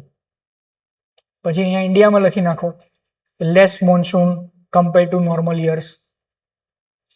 આખું એક્સપ્લેનેશન, કારણ કે આ પેપર ચેકરને તો આન્સર ખબર જ છે, તમે કેટલી સરળતાથી રિપ્રેઝેન્ટ કરો છો એ વસ્તુ મેટર કરે છે. એની અંદર જ્યોગ્રાફીના ક્વેશ્ચન્સમાં મેપ દોરવો પડે, દોરવો જ પડે. X Y Z geography. જ્યોગ્રાફીના 5 સવાલ આવે તો 5 મેપ દોરવાના, 1 સવાલ આવે તો 1 મેપ દોરવાનો. હિસ્ટ્રીની અંદર મેપનું ઇમ્પોર્ટન્સ નથી, પણ મેં કીધું મેપ દોર્યો હોય તો પેપર ચેકરને સારું લાગે, એક્સ્ટ્રા ઇન્ફોર્મેશન આપી અને એને વાંચવાની ઓછી જરૂર પડે. સેમ કલ્ચરની અંદર પણ જ્યાં મોકો મળે ત્યાં કલ્ચરની અંદર પણ મેપ દોરી નાખવાનો, બરાબર. પોલિટી, સાયન્સ એન્ડ ટેક, પોલિટીમાં મેપ ના આવે, ઇકોનોમીમાં મેપ ના આવે. તો પોલિટી, ઇકોનોમી આ બધી જગ્યાએ શું આવે, તો આ બધી જગ્યાએ ચાર્ટ આવે. જેમ કે પોલિટીની અંદર તમને એવું કોઈ પણ સવાલ પૂછ્યો કે ભાઈ ડેમોક્રેસી રિલેટેડ, તો તમે આમ ડેમોક્રેસી એવું લખી નાખો અને પછી આમ ડેમોક્રેસીના આસ્પેક્ટ લખી નાખો, બરાબર. તમે લખો ગુડ ગવર્નન્સ, તો ગુડ ગવર્નન્સના આસ્પેક્ટ કયા કયા છે એવી રીતે તમે લખી નાખો, બરાબર.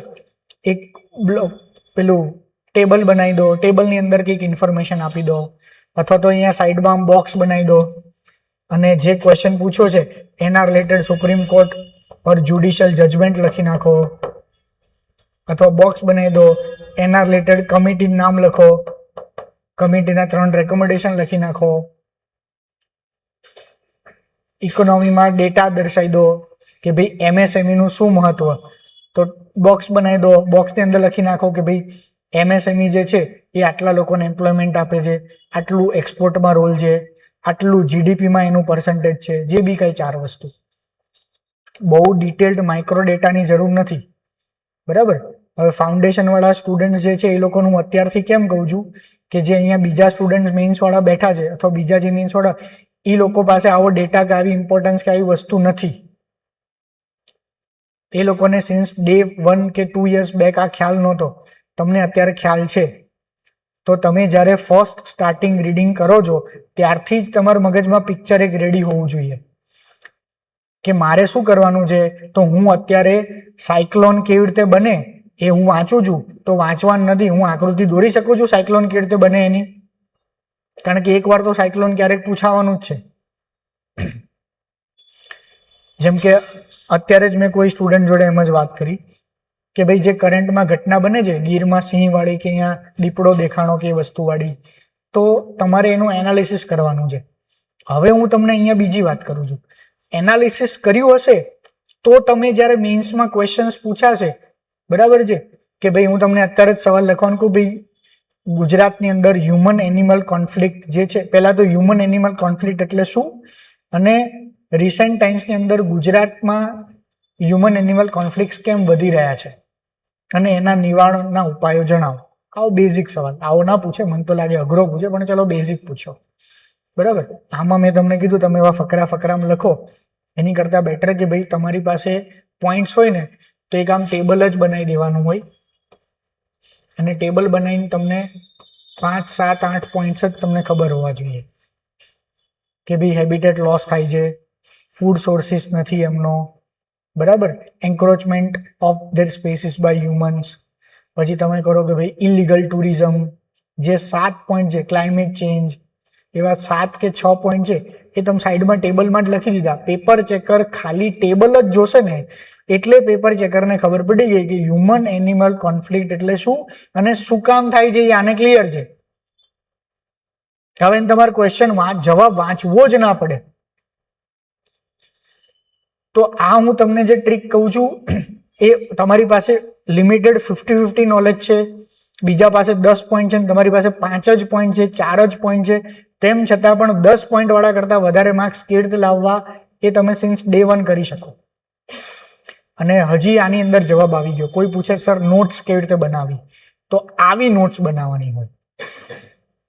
જે ચોપડીમાં લખ્યું છે એને તમે કાગળમાં લખો, એને નોટ્સ ના કહે તો લખ્યું છે પેલી ચોપડીમાં, તો એ ચોપડીમાં લખેલું તમે ક્યાં તમારી ચોપડીમાં નોટમાં લખ કરો છો, પેન ઘસો છો કારણ વગર. નોટ્સ મતલબ તમે જે સમજ્યા, જે અર્થઘટન કર્યું એને લખો. એ એવી રીતે થઈ કે તમે કાલ સવારે આન્સર તમારી પેપર કોપીમાં છાપી નાખશો.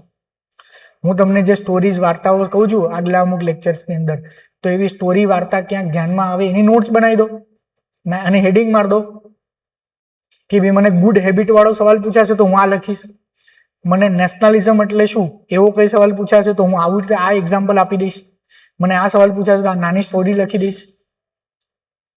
ઓકે, તો આવી એક નોટ્સ બનાવવાની ટ્રાય કરો. તો આ 15 મિનિટ આ બોલવાનું કારણ એ હતું કે કાલથી મારા લેક્ચરમાં હવે તમને આન્સર લખવાનું કહું તો 2 પેજ લખો, 1 પેજ લખો કે અડધું પેજ લખો. મેં જે કીધું એ રીતે તમારું હોવું જોઈએ. બરાબર?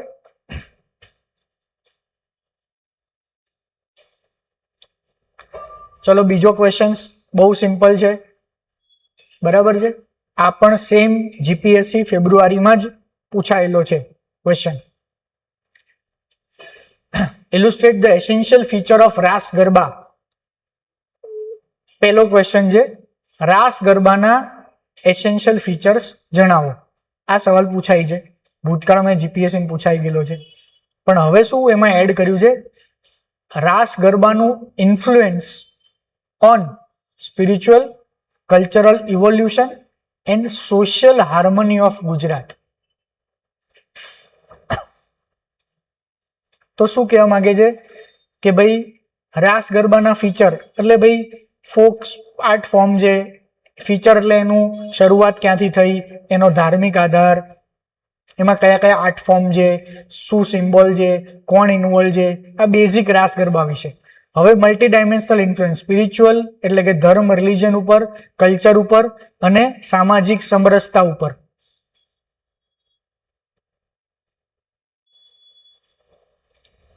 તો એસેન્શિયલ ફીચર્સ એટલે સૌથી પહેલી શું છે, ક્યારે કરાય છે, બહુ સહેલું જ છે ને, નવરાત્રિના સમયે અંબા માતા માટે, શક્તિ માતા માટે દાંડિયા રાસ રમાય છે. પાછું કૃષ્ણ ગોપી વાળું એમાં અલગ કન્ટેક્સ છે. ગરબા એ માતાજી વાળું છે, દાંડિયા એ કૃષ્ણ ભગવાન સાથે સ્પિરિચ્યુઅલી સંકળાયેલું છે. બરાબર ને? અને એની અંદર મેઇન શું હોય તો કે ભાઈ 7 દિવસ આપણે ઘરમાં ગરબો મૂકે, એની અંદર લાઇટ હોય. એ શું કહેવા માંગે છે તો કે ભાઈ એ વસ્તુ એ એક સર્કલ ઓફ લાઈફ સમજાવે છે, એમ કે ભાઈ આખું એક જીવનનું ચક્ર કેવી રીતે ચાલે છે. આ બધી આખી ફોક આર્ટ છે, કલ્ચરલ સિન્થેસિસ છે, એમાં મ્યુઝિક આવે, ડાન્સ આવે, કોસ્ચ્યુમ આવે, એની અંદર ઓરલ બીજા ફોક લિરિક છે ને બધી ગીતો. જેમ કે ઘણા બધા ગુજરાતી ગરબા જે છે એ ઘણા બધા ગુજરાતી ગરબા એ આપણા જે ઋતુ સાયકલ છે ને એની સાથે સંકળાયેલા છે. ખ્યાલ છે ને ઋતુ સાયકલ સાથે સંકળાયેલા એટલે કે ભાઈ ઘણા બધા ગુજરાતી ગરબા પેલું મારે ટોડલે બેઠો રે મોર ક્યાં બોલે એ કેવું હોય, પછી પેલું કયું છે આ વરસાદ વાળું કંઈક મારો સાવરિયો રે, મને તો લિરિક બહુ નહીં આવડતા, પણ ઘણા બધા ગીતો એવા છે. એ ગીતો એવા એ ટાઈપના છે કે ભાઈ જ્યારે પણ ગુજરાતની અંદર લોકો ટ્રેડ માટે બહાર જાય, વેપાર માટે બહાર જાય, સામાન્ય ગરીબ લોકો મજૂરી માટે બહાર જાય, પહેલેથી ગુજરાતની અંદર સૌરાષ્ટ્રની અંદર ખાસ ખેતી ક્યારેય સમૃદ્ધ નથી, અને ખેતી સમૃદ્ધ નથી ને એના જ કારણે ગુજરાતનું ડેવલપમેન્ટ છે. ખેતી સમૃદ્ધ હોય તો ત્યાં જ ખાવા પીવાનું મળી જાય, ઘઉં ચોખા અનાજ મળી જાય, ગાયો ભેંસો ચારો ખાઈ લે, ગાયો ભેંસો દૂધ આપે એટલે દૂધ મળી ગયું, કોઈ માણસ પોતાનું ગામડું છોડે જ નહીં, પોતાની એરિયા છોડે જ નહીં. એન્શિયન્ટ ટાઈમથી લોકોને આવું બધું કરવું પડ્યું કારણ કે અહીંયા ખેતી નહોતું, ખોરાક નહોતું, કંઈ નહોતું. અને એ પછી પણ હમણાં 50 વર્ષ પહેલા, 100 વર્ષ પહેલા, 150 વર્ષ પહેલા જે બધા સુરત, અમદાવાદ જઈને વસ્યા, બિલ્ડર બન્યા, ડાયમંડ ઇન્ડસ્ટ્રી ડેવલપ કરી. કેમ કે ત્યાં બાપ દાદા પાસે ખાવાનું નહોતું એટલે એ માણસો બહાર ગયા. તો એન્શિયન્ટ ટાઈમથી ગુજરાતની અંદર પુરુષ બહાર જાય છે આવી રીતે કામ કરવા માટે. પુરુષ બહાર જાય એટલે જ્યારે પહેલો વરસાદ પડે કે અષાઢ કે એવું બધો સમય હોય ને ત્યારે પાછું આવે. કારણ કે જે કામ ધંધો, બિઝનેસ જે પણ કાંઈ હોય ચોમાસા દરમિયાન બંધ થાય, બહુ વરસાદ આવતો હોય બધું હોય. બીજું અહીંયા ખેતી જે થોડી થાય એક સિઝનની જ ખેતી થાય, તો જ્યારે ખેતી થાય ત્યારે અહીંયા એ પાછા આવે, ઘરે આવે, ખેતી કરે ને એવું કરે. એટલે પેલી જે એની વાઈફ જે ઘરે રાહ જોતી હોય એ ચોમાસાનો વરસાદ આવે, મોરલો બોલે એટલે પતિની યાદ આવે, બરાબર, એટલે પછી આવા બધા ગીતો. તો આ પણ એક ઇમ્પોર્ટન્સ છે એનું, ખ્યાલ આવ્યા? તો આપણું જે જીવનચર્યા, જે ઋતુ સાયકલ છે, બરાબર, એની સાથે પણ ગરબા, આ ગીતો, આ મ્યુઝિક એ સંકળાયેલું છે. રાસલીલા કૃષ્ણ અને એમની સાથે પણ સંકળાયેલું છે, ગોપીઓની રાસલીલા, બરાબર છે. અને અંબા માતાના ગરબા છે એની સાથે પણ. તો કલ્ચરલી કે રિલિજિયસલી તમે કરો તો રિલિજિયસમાં એ બે વસ્તુ થઈ. કલ્ચરલ સિન્થેસિસ મેં તમને જે આખું લાંબુ સમજાવ્યું એ વસ્તુ થઈ. અને એ સમય આ બધી વસ્તુ કેમ છે તો કે ભાઈ એ સમય આ બધી વસ્તુ એટલા માટે છે કે ભાઈ ચણિયા ચોળી સીવડાવે, નવા કપડાં પહેરે, બરાબર છે. એ સમયે બધી લેડીઝો ભેગા થાય કારણ કે આખું ગામ હર્યું ભર્યું લાગે. પેલા ગામ ખાલી હતું, પુરુષો ગામમાં ઓછા હોય. તો હવે જ બધા ફેસ્ટિવલ્સ આવશે. મેળા શ્રાવણ મહિનામાં આવે. જોયા ને ગામડે વર્ષોથી જેટલા મેળા હતા બધા મેળા ક્યારે હોય? કેમ? ગામ હર્યું ભર્યું હોય, ખેતી થઈ હોય. ઓકે, તો એ મેળાની અંદર આ બધું ફોક ડાન્સ, ફોક મ્યુઝિક્સ, પછી જે લગ્ન કરવાના હોય, છોકરા છોકરીઓ જોવાના હોય, બરાબર, જે સારું સારું દરરોજ ખાવાનું ઘરમાં બનતું હોય. તો આ બધું જ જે કલ્ચરલ સિન્થેસિસ છે એ કલ્ચરલ સિન્થેસિસ થાય. તો એવું સેમ આ રાસ ગરબાની અંદર પણ જોવા મળે. બીજું કમ્યુનિટી પાર્ટિસિપેશન. કમ્યુનિટી પાર્ટિસિપેશન મતલબ બધાનું પાર્ટિસિપેશન હોય. મેળો, બરાબર, ગરબા, હું મેળો બધું એટલે બોલું છું મેળાનું પૂછાય તોય લાગુ પડે, સમજ્યા ને? ઓકે, તો આની પહેલા જ્યારે મેળાની વાત કરી હતી તો મેળાની અંદર આપણે એક પોઈન્ટ કરવાનું રહી ગયો લાસ્ટ ટાઈમ કે મેળાની અંદર આ સામાજિક સમરસતા પણ છે. મેળાની અંદર ઊંચ નીચ ક્યાં જોવામાં આવે છે? નાનું બાળકે જાય, મોટો વૃદ્ધ પણ જાય. મેળાની અંદર દરેક કાસ્ટ વાળા લોકો જાય, દરેક ક્લાસ વાળા લોકો જાય, બરાબર છે. તો સેમ ગરબાની અંદર પણ એ જ વસ્તુ જોવા મળે છે, બરાબર છે. ગરબાની અંદર પણ સેમ એ જોવા મળે છે ને. ઓકે, બીજું આપણું એક હેરિટેજ છે, યુનેસ્કોના ઇનટેન્જિબલ કલ્ચરલ હેરિટેજની અંદર સ્થાન મળેલું છે. આ બધા જ એસેન્શિયલ ફીચર જે છે એ એસેન્શિયલ ફીચર આવા લખવાના, પણ છેલ્લે પોઈન્ટ 5મો કરીને, બરાબર છે, એમાં તમે લખો કે ભાઈ ગરબાનું બદલાતું સ્વરૂપ, બરાબર, અથવા તો લેટેસ્ટ. તો એમાં તમે એકાદ પોઈન્ટ્સ તમે લખો ને કે ભાઈ હવે રિસેન્ટ ટાઈમ્સની અંદર ગરબા છે એ ટેકનો ગરબા થઈ ગયા છે, આ બેઝ ગરબા થઈ ગયા છે, આ બધી વસ્તુઓ તમે લખો તો એ એક્સ્ટ્રા પોઈન્ટ થયો. તો એનો મતલબ એવો છે કે ભાઈ આ વ્યક્તિ સવાલ જાણે છે, ગરબાના એસેન્શિયલ ફીચર જાણે છે, ગરબાને ધર્મ સાથે સાંકળે છે, ગરબાને કલ્ચર સાથે સાંકળે છે, ગરબાને ઋતુ ચક્ર કે જીવન ચક્ર સાથે સાંકળી શકે છે. અને હવે ગરબાનું બદલાતું સ્વરૂપ, રિસેન્ટ ટ્રેન્ડ્સ, એના વિશે પણ એને ખ્યાલ છે અને એના વિશે પણ એને કંઈક ચિંતા છે. આ એક્સ્ટ્રા પોઈન્ટ થયો, પૂછ્યો નથી, બરાબર, પણ આ એક્સ્ટ્રા પોઈન્ટ્સ પણ તમારે લખવાનો. આ ગરબાના એસેન્શિયલ ફીચરની અંદર આવી ગયો. હવે ઇન્ફ્લુએન્સ, સ્પિરિચ્યુઅલ પર શું ઇન્ફ્લુએન્સ પડ્યો, બરાબર છે, કલ્ચરલ શું ઇન્ફ્લુએન્સ પડ્યો, એની અંદર સોશિયલ હાર્મની પર શું ઇન્ફ્લુએન્સ પડ્યો. આ બધા ઇન્ફ્લુએન્સની અંદર તમારે ડિટેલ વાત કરવાની. મેં તમને જે કીધું એ બધી વસ્તુ થોડું ડિટેલમાં. મેં જે કપડાની વાત કરી ને તો ભાઈ ગરબા કે બધાને કારણે બીજા ઘણા કારણ છે, પણ એક કારણ છે કે એના કારણે ટેક્સટાઇલ ઇન્ડસ્ટ્રી, એમ્બ્રોઇડરી આ બધું ડેવલપ થયું. ગરબાના કારણે આખી એક music industry, musical instruments develop થયા. ગુજરાતની અંદર જે ફિલ્મ ઇન્ડસ્ટ્રી ડેવલપ થઈ, જે મ્યુઝિક ઇન્ડસ્ટ્રી ડેવલપ થઈ, એની પાછળના ઘણા બધા કારણોનું પાછું એક કારણ ગરબા પણ છે. કારણ કે મોટા ભાગના ગીતો ગરબા પર બન્યા છે. અત્યારે તમે જુઓ કે મોટા ભાગના ગુજરાતમાં કેટલા ગીતો રિલીઝ થશે 5-10 વર્ષની અંદર. તમે ગુજરાતી મૂવીઝની ઇન્ડસ્ટ્રીઝના સારા સારા ગીતો સાંભળો છો. એ પહેલા કયા ગીતો હતા? સંતવાણી, ભજનવાણી, કા ગરબાના ગીતો. બીજા કોઈ ગીતો સાંભળે જ તમે મોસ્ટલી? તો આખી આપણું જે મ્યુઝિક ઇન્ડસ્ટ્રી છે એ ગરબા પર ડિપેન્ડેડ કરતા કે મ્યુઝિક ઇન્ડસ્ટ્રીનો વિકાસમાં મોટો રોલ ગરબાનો છે. અને અત્યારે પણ જેટલા પણ ગુજરાતના ફોક સિંગર છે ફેમસ થયેલા, શેના લીધે ફેમસ થયા છે? આ ગુજરાતી પિક્ચરનું ગીત સારું ગાયું એટલે ફેમસ થયા છે. અરિજીત સિંહની જેમ અરિજીત સિંહે હિન્દી પિક્ચરના ગીતો સારા ગાયા એટલે ફેમસ છે. અત્યારે ગુજરાતી જેટલા પણ ફોક સિંગરો છે એ શું ગાઈને ફેમસ થયા છે? ગરબા જ ગાઈને ફેમસ થયા છે ને. બીજું તો શું ગાઈને ફેમસ થયા છે? સમજ્યા? એ પણ એક ઇમ્પોર્ટન્સ છે. તો ગુજરાતની અંદર ગરબાનું મ્યુઝિકમાં, પછી ટેક્સટાઇલ ઇન્ડસ્ટ્રીઝની અંદર આ બધામાં શું મહત્વ છે એ આખું તમારે શો કરવાનું છે. બરાબર? સોશિયલ હાર્મની મતલબ સ્ત્રી પુરુષની વાત કરો કે વિમેન સેન્ટ્રિક છે, કારણ કે વિમેનનો લીડ રોલ હોય, શક્તિ હોય, એ ગરબો ઉપાડીને કમ્પ્લીટલી રમે. શક્તિની પૂજા એટલે વિમેન શક્તિની પૂજા કરવામાં આવે છે. બરાબર? એની વાત કરો. સોશિયલ હાર્મનીની વાત કરો.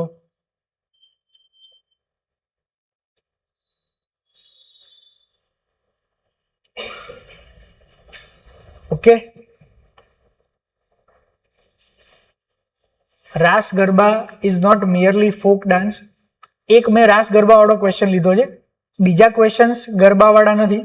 બીજા ક્વેશ્ચન્સ ઇન જનરલ કલ્ચર કે આર્કિટેક્ચર રિલેટેડ છે, ગુજરાતના કલ્ચર રિલેટેડ છે. એટલે આગળ જે 2-3 સવાલ આપણે જે 4 સવાલ કર્યા એ બધા સવાલ હિસ્ટ્રી વાળા હતા, ખાસ કરીને ગુજરાતની હિસ્ટ્રી વાળા હતા. ગુજરાતની હિસ્ટ્રીને ગુજરાતની જ્યોગ્રાફી સાથે કનેક્ટ કરી, ગુજરાતના કલ્ચર સાથે કનેક્ટ કરી, એવું બધું કર્યું. હવે આપણે ગુજરાતના કલ્ચર વાળા 1-2 સવાલ લઈએ. એમાં આપણે રાસ ગરબા વાળો પહેલો લીધો. તો આમાં કે જે રાસ ગરબા એ ફોક ડાન્સ નથી, ખાલી એ લિવિંગ સિમ્બોલ છે ગુજરાતની સિવિલાઇઝેશનલ આઈડેન્ટિટીનું. રાસ ગરબાને એક્સપ્લેન કરો ઉપરના સ્ટેટમેન્ટ દ્વારા કે ભાઈ એણે ગુજરાતની spiritual values, cultural continuity, economic development અને ગ્લોબલ રેકોગ્નિશનમાં શું કર્યું છે. સમજ્યા? એવું કહેવા માંગે છે કે રાસ ગરબા એ ખાલી ફોક ડાન્સ નથી, એ ગુજરાતની આઈડેન્ટિટી છે. સાદી ભાષામાં, સિમ્પલ વર્ડ્સમાં કહીએ છે જ, બધા સ્વીકારીએ છીએ કે ગરબા એ ગુજરાતની આઈડેન્ટિટી છે. બરાબર? કયા સેન્સમાં? તો કે રાસ ગરબા એ શેમાં કન્ટ્રીબ્યુટ કર્યું છે?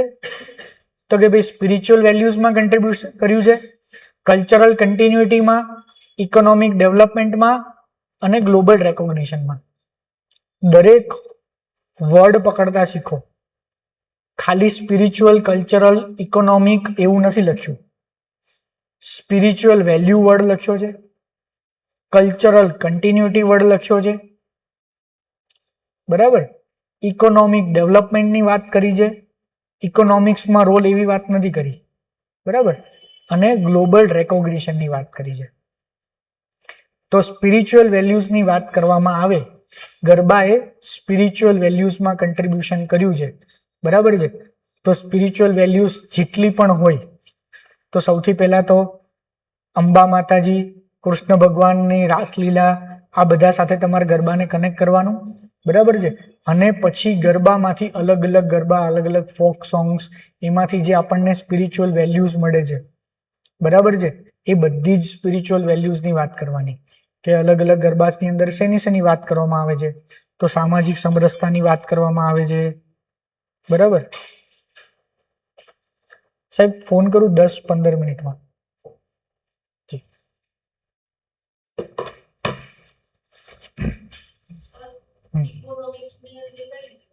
હા, એ આગળ આવીએ બેન, પછી કલ્ચરલ કન્ટિન્યુટી આવીએ પછી. તો કલ્ચરલ કન્ટિન્યુટી એટલે શું? કે એવું ઇમેજિન કરવાનું કે જે રાસ ગરબા ના હોત તો આપણું જે જૂનું પુરાણું કલ્ચર છે એમાંથી અમુક વસ્તુ લોસ થઈ ગઈ હોત. That is true. રાસ ગરબાના કારણે જે એક કલ્ચર ચાલી આવે છે 200 વર્ષ જૂનું, 400 વર્ષ જૂનું, 500 વર્ષ જૂનું, બરાબર, એ કલ્ચર હજી પણ કન્ટિન્યુઅસ છે. કલ્ચર એટલે આપણા ગીતો, લોકગીતો પણ છે રાસ ગરબાને કારણે જીવતા રહ્યા છે. હજી એ જે 400 વર્ષ જૂના લોકગીતો હજી ગવાય છે. માતાજીના ગરબા પણ આ વલ્લભ મેવાડા વાળા આ માતાજીના ગરબા ક્યારે લખ્યા છે ખબર છે ને? વલ્લભ મેવાડાએ લખ્યા છે. ક્યારે લખ્યા છે?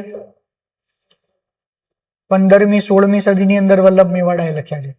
એ તો ખ્યાલ છે ને ગરબા કોણે લખ્યા છે? ગીતની અંદર આવે છે, વલ્લભ ભટ્ટને આપી એવી અમને આપજો કૃપા. ગીત નહીં ગાતા, આરતી નહીં ગાતા? તો એ વલ્લભ મેવાડા જે છે એને લખ્યા છે બધા ગરબા 400 500 300 વર્ષ પહેલા. ઓકે, તો જેટલા પણ ગરબા છે બરાબર છે, આ બધા જ ગરબાની અંદર કલ્ચરલ કન્ટિન્યુટીની વાત કરી છે. તો એની અંદર મ્યુઝિક આવી ગયું, લોકગીત આવી ગયા, બરાબર. એની અંદર જેવું કહેવામાં આવે છે કે ગરબા જે છે ને એ સમાજનો અરીસો છે. સમાજની અંદર જે ચાલતું હોય એ ગરબાની અંદર પણ રિપ્રેઝન્ટ થાય. સમાજ જે દિશામાં આગળ જતો હોય એ આ બધા આર્ટ ફોર્મ દેખાડે. ડાન્સ પણ એ દેખાડે. ડાન્સ ફોર્મ બદલાતા છે ને મતલબ ખબર પડે કે સમાજ હવે આ દિશામાં જઈ રહ્યો છે, બરાબર છે. ગીત જેવા બને પણ ખબર પડે કે સમાજ આ દિશામાં જઈ રહ્યો છે. એ તમે જુઓ 90s કેવા ગીતો હતા. ભારત આઝાદ થયું ત્યારે કેવા ગીતો હતા 1950 1960 ની અંદર. તો ભારત જયારે આઝાદ થયું ત્યારે પિક્ચરો કેવા હતા, ગીતો કેવા હતા? તો આશાવાળા, નયા સૂરજ ને એવા બધા કે જેની અંદર એક આઝાદ થયા, અંગ્રેજોમાંથી છૂટ્યા, બરાબર. સોનાનો સૂરજ ઉગશે, જૂના સોને કી ચીડિયા, આપણે જૂના હતા એવા દિવસો પાછા આવશે, એક અમર આશાવાળા દિવસો, હોપ. તો બધા પિક્ચરો એવા જ હોય બધા જ. ઓકે, પેલું ભારત કુમાર કોણ છે જેને ભારત કુમાર જ કહે છે? મનોજ કુમારના બધા પિક્ચરો જે તે સમયના. ઓકે, એ પછી જે પિક્ચર ગીત કે જે બધું આવ્યું એ બધા ગીત એવા આવવા મળ્યા કે લોકોને થોડો વિશ્વાસ ઉઠતો ગયો, થોડો, કે ભાઈ ગરીબી, બેકારી, બેરોજગારી હજી બધું છે, ભારતના મોટા મોટા પ્રશ્નો હજી સોલ્વ નથી થયા. તો જે રાજ કપૂરના પિક્ચરો જે આવતા હતા ને એ રાજ કપૂરના પિક્ચરો આવારા કે પછી જે પેલું મધર ઇન્ડિયા, બરાબર, એની અંદર આવું બધું દેખાડે કે અંગ્રેજો ગયા પણ રિપ્લેસ કોણે કર્યા? તો કે ગામના લાલાએ, ગામનો પેલો પૈસા વ્યાજે આપે, ગામનો ઠાકુર, ગામનો પટેલ, બરાબર. પટેલ એટલે પટેલ કમ્યુનિટી વાળા નહીં પણ જે બી હોય, મુસ્લિમો એ હતા, દરબારો હતા, પટેલે હતા, હિન્દુ હતા, કોઈ બી. પટેલ મતલબ ગામનો મુખી, ગામના પટેલે રિપ્લેસ કર્યા. હા, બધું એ શોષણ કરતા અંગ્રેજોની જગ્યાએ હવે. અને જે પોલિટિકલ લેવલે જે એવું હતું કે ફ્રીડમ ફાઇટર જે હતા શરૂઆતની એકાદ બે પેલા છોડીએ, બીજા બધા પોલિટિશિયન્સ પણ હવે એવા. તો હવે પિક્ચરો એવા હતા. એના પછી કેવા પિક્ચર આવ્યા? તો એના પછી હવે એવા પિક્ચર આવ્યા કે જેની અંદર હવે પેલો હીરો જે છે સ્ટોરી એવી છે ફરિયાદ નહીં કરતો, એ રિબેલિયસ કરે છે. કોણ? બચ્ચન. તો કે ગરીબ છોકરો હોય, ઝૂંપડપટ્ટીમાં રહેતો હોય, બરાબર, ફેક્ટરીમાં મજૂર હોય, ત્યારે ફેક્ટરી હતી બધે, ફેક્ટરીમાં મજૂર હોય, એની સાથે અન્યાય થતો હોય. હવે એ અન્યાય સામે અવાજ ઉઠાવે છે. હવે એ કાયદાને પોતાના હાથમાં લઈ લે છે, બરાબર છે. હવે એમાં પોલીસ તંત્ર કે એ બધાનો વાંક દેખાડે, એમાં પોલિટિશિયન્સને ગુંડો દેખાડે છે, પોલીસને ગુંડો દેખાડે છે એની અંદર. તો જે સમાજમાં ચાલતું હોય ને એ બધી વસ્તુ ત્યાં આવે. પછી 90s ની અંદર પણ એવું થયું. તો 90s ની અંદર શું થયું? આખી એક જનરેશન ચેન્જ થઈ, એક આખી એક નવી જનરેશન આવી, બરાબર. તો નવી તો શાહરૂખ ખાન ને બધા આવ્યા, રોમેન્ટિક ગીતો, રોમાન્સ, લવ, આ બધી વસ્તુ શરૂ થયું. તો મોટા ભાગે એક રોમેન્ટિક ગીતો વાળો એક ટ્રેન્ડ આવ્યો, રોમેન્ટિક પિક્ચરો વાળો આખો એક ટ્રેન્ડ આવ્યો ઓલમોસ્ટ. તો આ મેં તમને પિક્ચરની એટલે વાત કરી કે તમે સમજી શકો આ ટ્રેન્ડને. સેમ તમે કોઈ પણ garba art form, garba, folk music કે પછી ગુજરાતી ફિલ્મ ઇન્ડસ્ટ્રી, કારણ કે એક સવાલ ડેફિનેટલી નેક્સ્ટ હું જો પ્રિડિક્ટ કરું તો નેક્સ્ટ 1-2 વર્ષમાં એવો હશે કે ગુજરાતી મૂવી ઇન્ડસ્ટ્રી વિશે ઘણું બધું ગુજરાતી મૂવી ઇન્ડસ્ટ્રીમાં નવું થઈ રહ્યું છે. ઘણા બધા નવા મૂવીઝ આવી રહ્યા છે અલગ અલગ થીમ પર. વિમેન સેન્ટ્રિક પણ આવી રહ્યા છે. હેલ્લારો જોયું ને બધાએ? Hellaro movie, woman centric. Reva movie પણ છે. કચ્છ ઉપર એક મૂવી છે. 5 થી 7 મૂવી એવા છે કે જે 5 થી 7 મૂવી નેશનલ એવોર્ડ જીતેલા છે, કાં તો પછી ઓસ્કારમાં ગયેલા છે, બરાબર, અથવા તો ઓફ બીટ થીમ પર બનેલા છે. પેલું કરસનદાસ વાળું કયું છે? આની લવ સ્ટોરી છે, કચરો સાફ કરવાવાળાની લવ સ્ટોરી છે. પબ્લિક ટોયલેટ સાફ કરતો હોય ને તો હીરો જે પબ્લિક ટોયલેટ સાફ કરે છે એ હીરો છે, અને બીજી એક બેન જે કચરો વાળે છે એને જોતા જોતા એને પ્રેમ થઈ જાય છે. તો આ બંનેની આખી સ્ટોરી છે. ઓફબીટ પર ઘણા પિક્ચરો બની રહ્યા છે. તો ગુજરાતી ફિલ્મ ઇન્ડસ્ટ્રી ચેન્જ થઈ રહી છે, રેકોગ્નાઇઝ થઈ રહી છે, એવોર્ડ્સ મળી રહ્યા છે. તો એનું કંઈક એનાલિસિસ કરતો સવાલ પૂછાય, અને એનાલિસિસ કરતો નહીં, સેમ એવો સવાલ પૂછાય ગુજરાતી ફિલ્મ ઇન્ડસ્ટ્રીની. મેં તમને જે કીધું છે એવું જ, કે કલ્ચર પર, સામાજિક વેલ્યુઝ પર આવા 3-4 પોઈન્ટ એડ કરી દે કે ભાઈ આના પર ગુજરાતી મૂવી ઇન્ડસ્ટ્રીની શું ઇમ્પેક્ટ પડી. પણ આપણે એવું વિચાર્યું જ નથી ક્યારે, તો આપણે જવાબ જ નહીં લખી શકીએ. બરાબર છે. આનો કોઈ બેસ્ટ જવાબ ના હોય, તમારો અલગ હોય, મારો અલગ હોય, પણ તમે એક્ઝેક્ટલી ક્વેશ્ચનની ડિમાન્ડ સમજ્યા કે નહીં, એ ક્વેશ્ચનની ડિમાન્ડ મુજબ તમે લખી શક્યા કે નહીં. બરાબર છે. તો બધા જ ક્વેશ્ચન્સ હવે આ ટાઈપના આવશે. તમારી પાસે જવાબ છે, તમને આવડે છે, પણ તમે મનોમંથન નહીં કર્યું, તમે એને થોડું બ્રેઇન સ્ટોર્મિંગ નહીં કર્યું, અને બ્રેઇન સ્ટોર્મિંગને મનોમંથન કરવાની જરૂર છે. તો રાસ ગરબા એ spiritual values, cultural continuity, economic development. તો ગરબાના કારણે ઇકોનોમિક ડેવલપમેન્ટ એટલે શું થયું? ગરબાના કારણે મ્યુઝિક ઇન્ડસ્ટ્રી ડેવલપ થઈ. મૂવીઝની અંદર રાસ ગરબા એ બધા શો થતા હતા. બરાબર. ગરબાના કારણે મ્યુઝિકલ ઇન્ડસ્ટ્રીઝ થઈ. ગરબાના કારણે આખી એક ટેક્સટાઇલ ઇન્ડસ્ટ્રીઝ, ખાલી ટેક્સટાઇલ ઇન્ડસ્ટ્રી ગરબાના કારણે નથી, સમજ્યા ને? મ્યુઝિક ઇન્ડસ્ટ્રી ગરબાના કારણે નથી એવું નથી કહેતો, પણ એનો રોલ છે. મ્યુઝિક ઇન્ડસ્ટ્રીના ડેવલપમેન્ટમાં ઘણા બધા ફેક્ટર છે, એમાંનો એક ફેક્ટર ગરબા છે. ટેક્સટાઇલ ઇન્ડસ્ટ્રીઝ ડેવલપ થઈ એનામાં ઘણા બધા ફેક્ટરના કારણે ગરબા છે. અને હવે આવી બધી વસ્તુઓ તમારે લખવાની હોય તો કેવી રીતે લખાય? તો આવી બધી વસ્તુઓ તમે ન્યૂઝપેપર વાંચો. હું તમને બધા પોઈન્ટ્સ કનેક્ટ કરું છું. ન્યૂઝપેપર વાંચો ત્યારે ન્યૂઝપેપરની અંદર એવું લખેલું હોય કે ભાઈ દશેરાના દિવસે આટલા ફાફડા ખાઈ ગયા, આટલા કરોડના, ખબર છે આવે છે, તો એ આંકડો નોટ ડાઉન કરી રાખવાનો હોય. નવરાત્રીમાં આટલું સેલ થયું ચણિયા ચોળીનું, કે આનું, કે તેનું, કે જેનું કંઈ આ થયું. તો આવા બધા પોઈન્ટ્સ તમે શો કરી શકો. એક્ઝેક્ટ આંકડો યાદ ના રાખો, અંદાજે 10 કરોડ, અંદાજે 100 કરોડ, અંદાજે 80 કરોડ, સમજ્યા કે નહીં? એ આંકડાનું મહત્વ નથી. તમે તમારી વાતને જસ્ટિફાઈ કરો છો.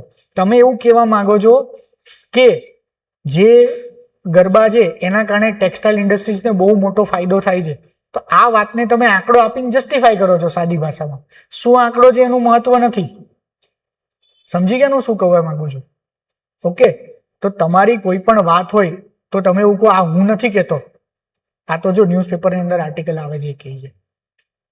સમજ્યા ને? આ બહુ મોટા લેવલની વાત છે. અંગ્રેજો જે તે સમયે શું કરતા હતા, કંઈક કરાવડાવવું હોય ને તો અંગ્રેજો પોતે ના કે એક કમિટી બેસાડી.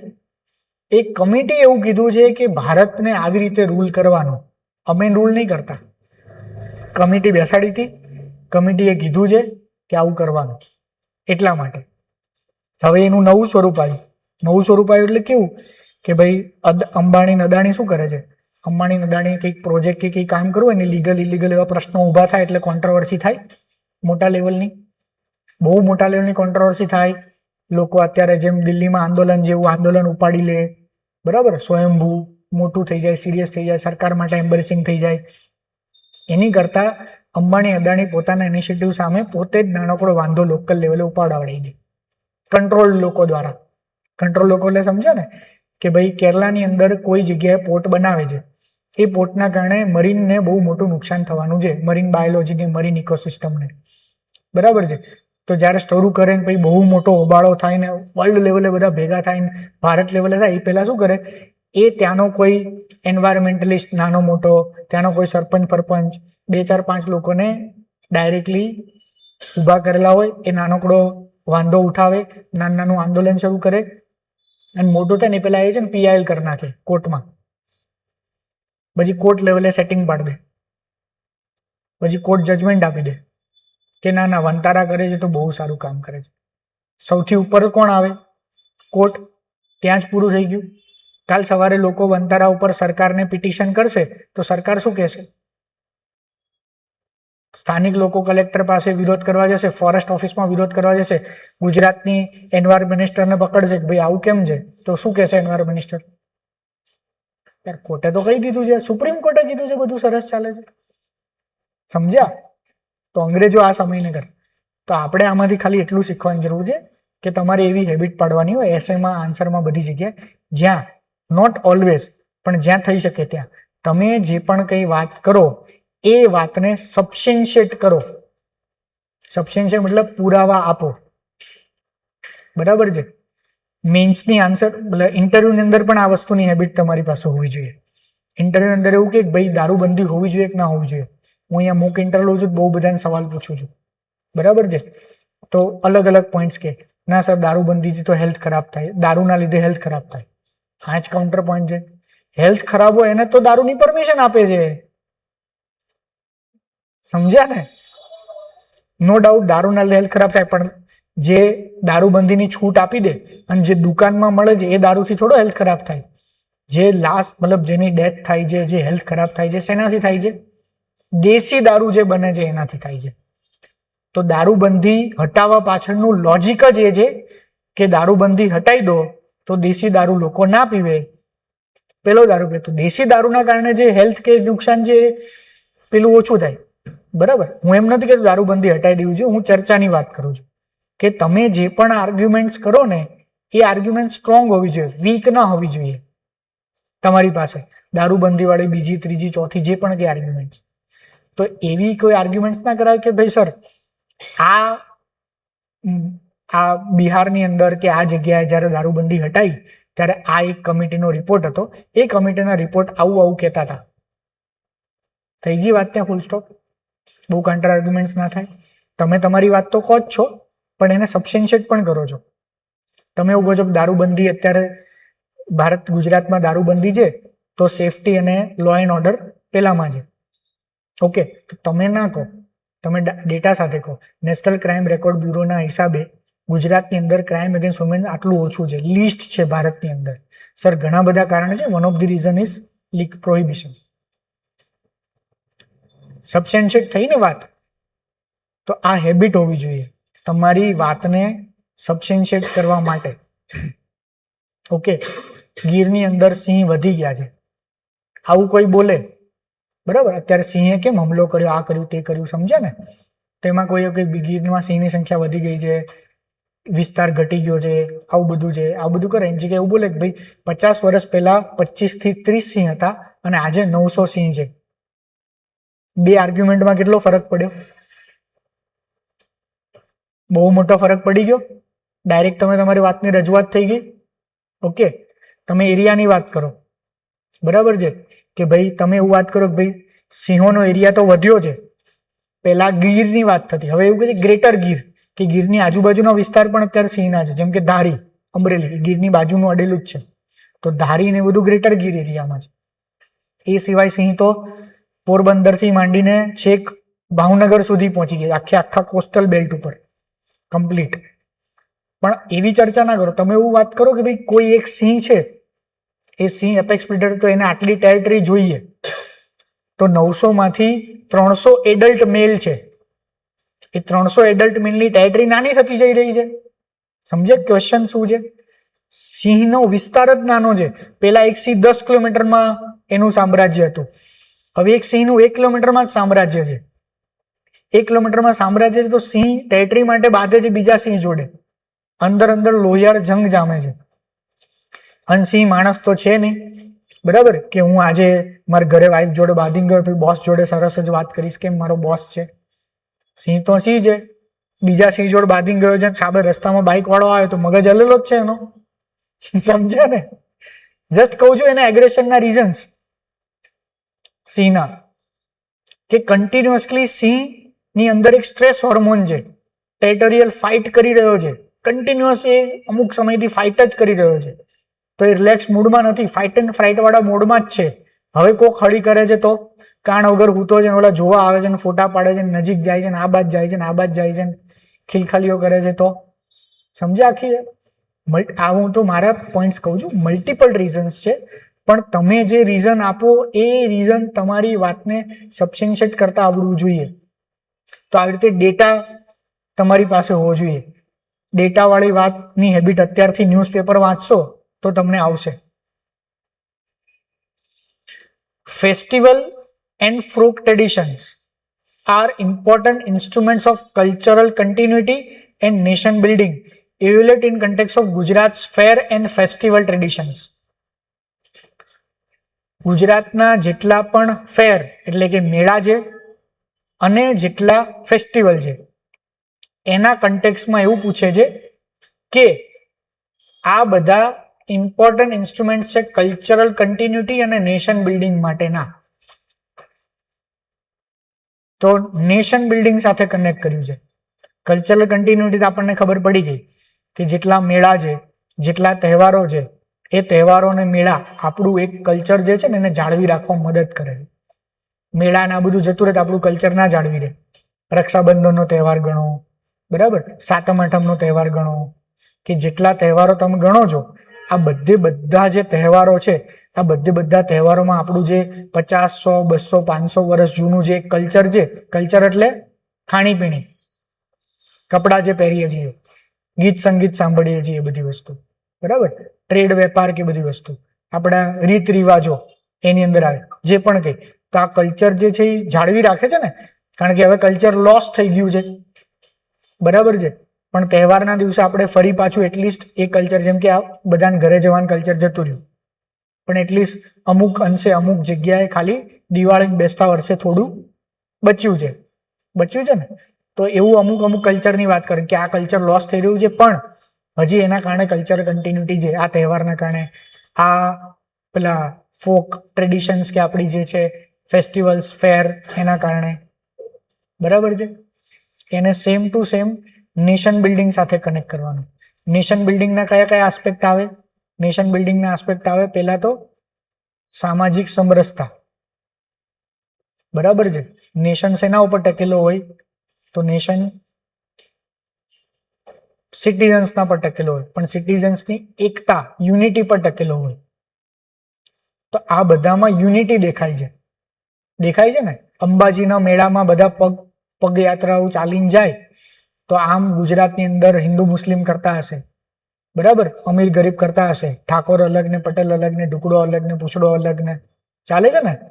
પણ પગપાળા યાત્રીઓ જાય ત્યારે ઓલા લોકોએ ખોલીને રાખે છે પેલું જે ખાવા પીવાનું આશ્રય સ્થાન ને બધું હોય છે ને, એવું કહે છે ખાલી પટેલને જ આપશું, ઠાકોરને. બધા પદયાત્રાળુઓને આપે છે કે નહીં? ત્યાં જે પ્રસાદી મળે છે બધાને મળે છે, જે ફેસ્ટિવલમાં ભાગ લે છે, તો છે ને સામાજિક સમરસ. આ તમારે નોટિસ કરવા જેવું છે આ બધી વસ્તુ. આવા સમય દેખાય છે કે ક્યાંક કંઈક પ્રોબ્લેમ છે? નથી દેખાતો પ્રોબ્લેમ. તહેવારોમાં દેખાય છે? નથી દેખાતો. નવરાત્રી અંદર હિન્દુ મુસ્લિમ કરે છે, બરાબર છે, પણ એ છોડી તો નવરાત્રી અંદર બીજી કાસ્ટ ફેક્ટર દેખાય છે ક્યાંય? કે અહીંયા બ્રાહ્મણો જ ગરબા ગાવા આવશે, બીજા કોઈ ગરબા ગાવા નહીં આવે. સમજ્યા? હે?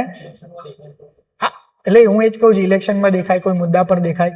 તો એક તો જે કલ્ચર આ બધું બાંધી રાખે છે, આ બધું ના હોય ને તો ક્યાંક સામાજિક સમરસતામાં પ્રોબ્લેમ થાય. એ જ હું સમજાઈ રહ્યો છું.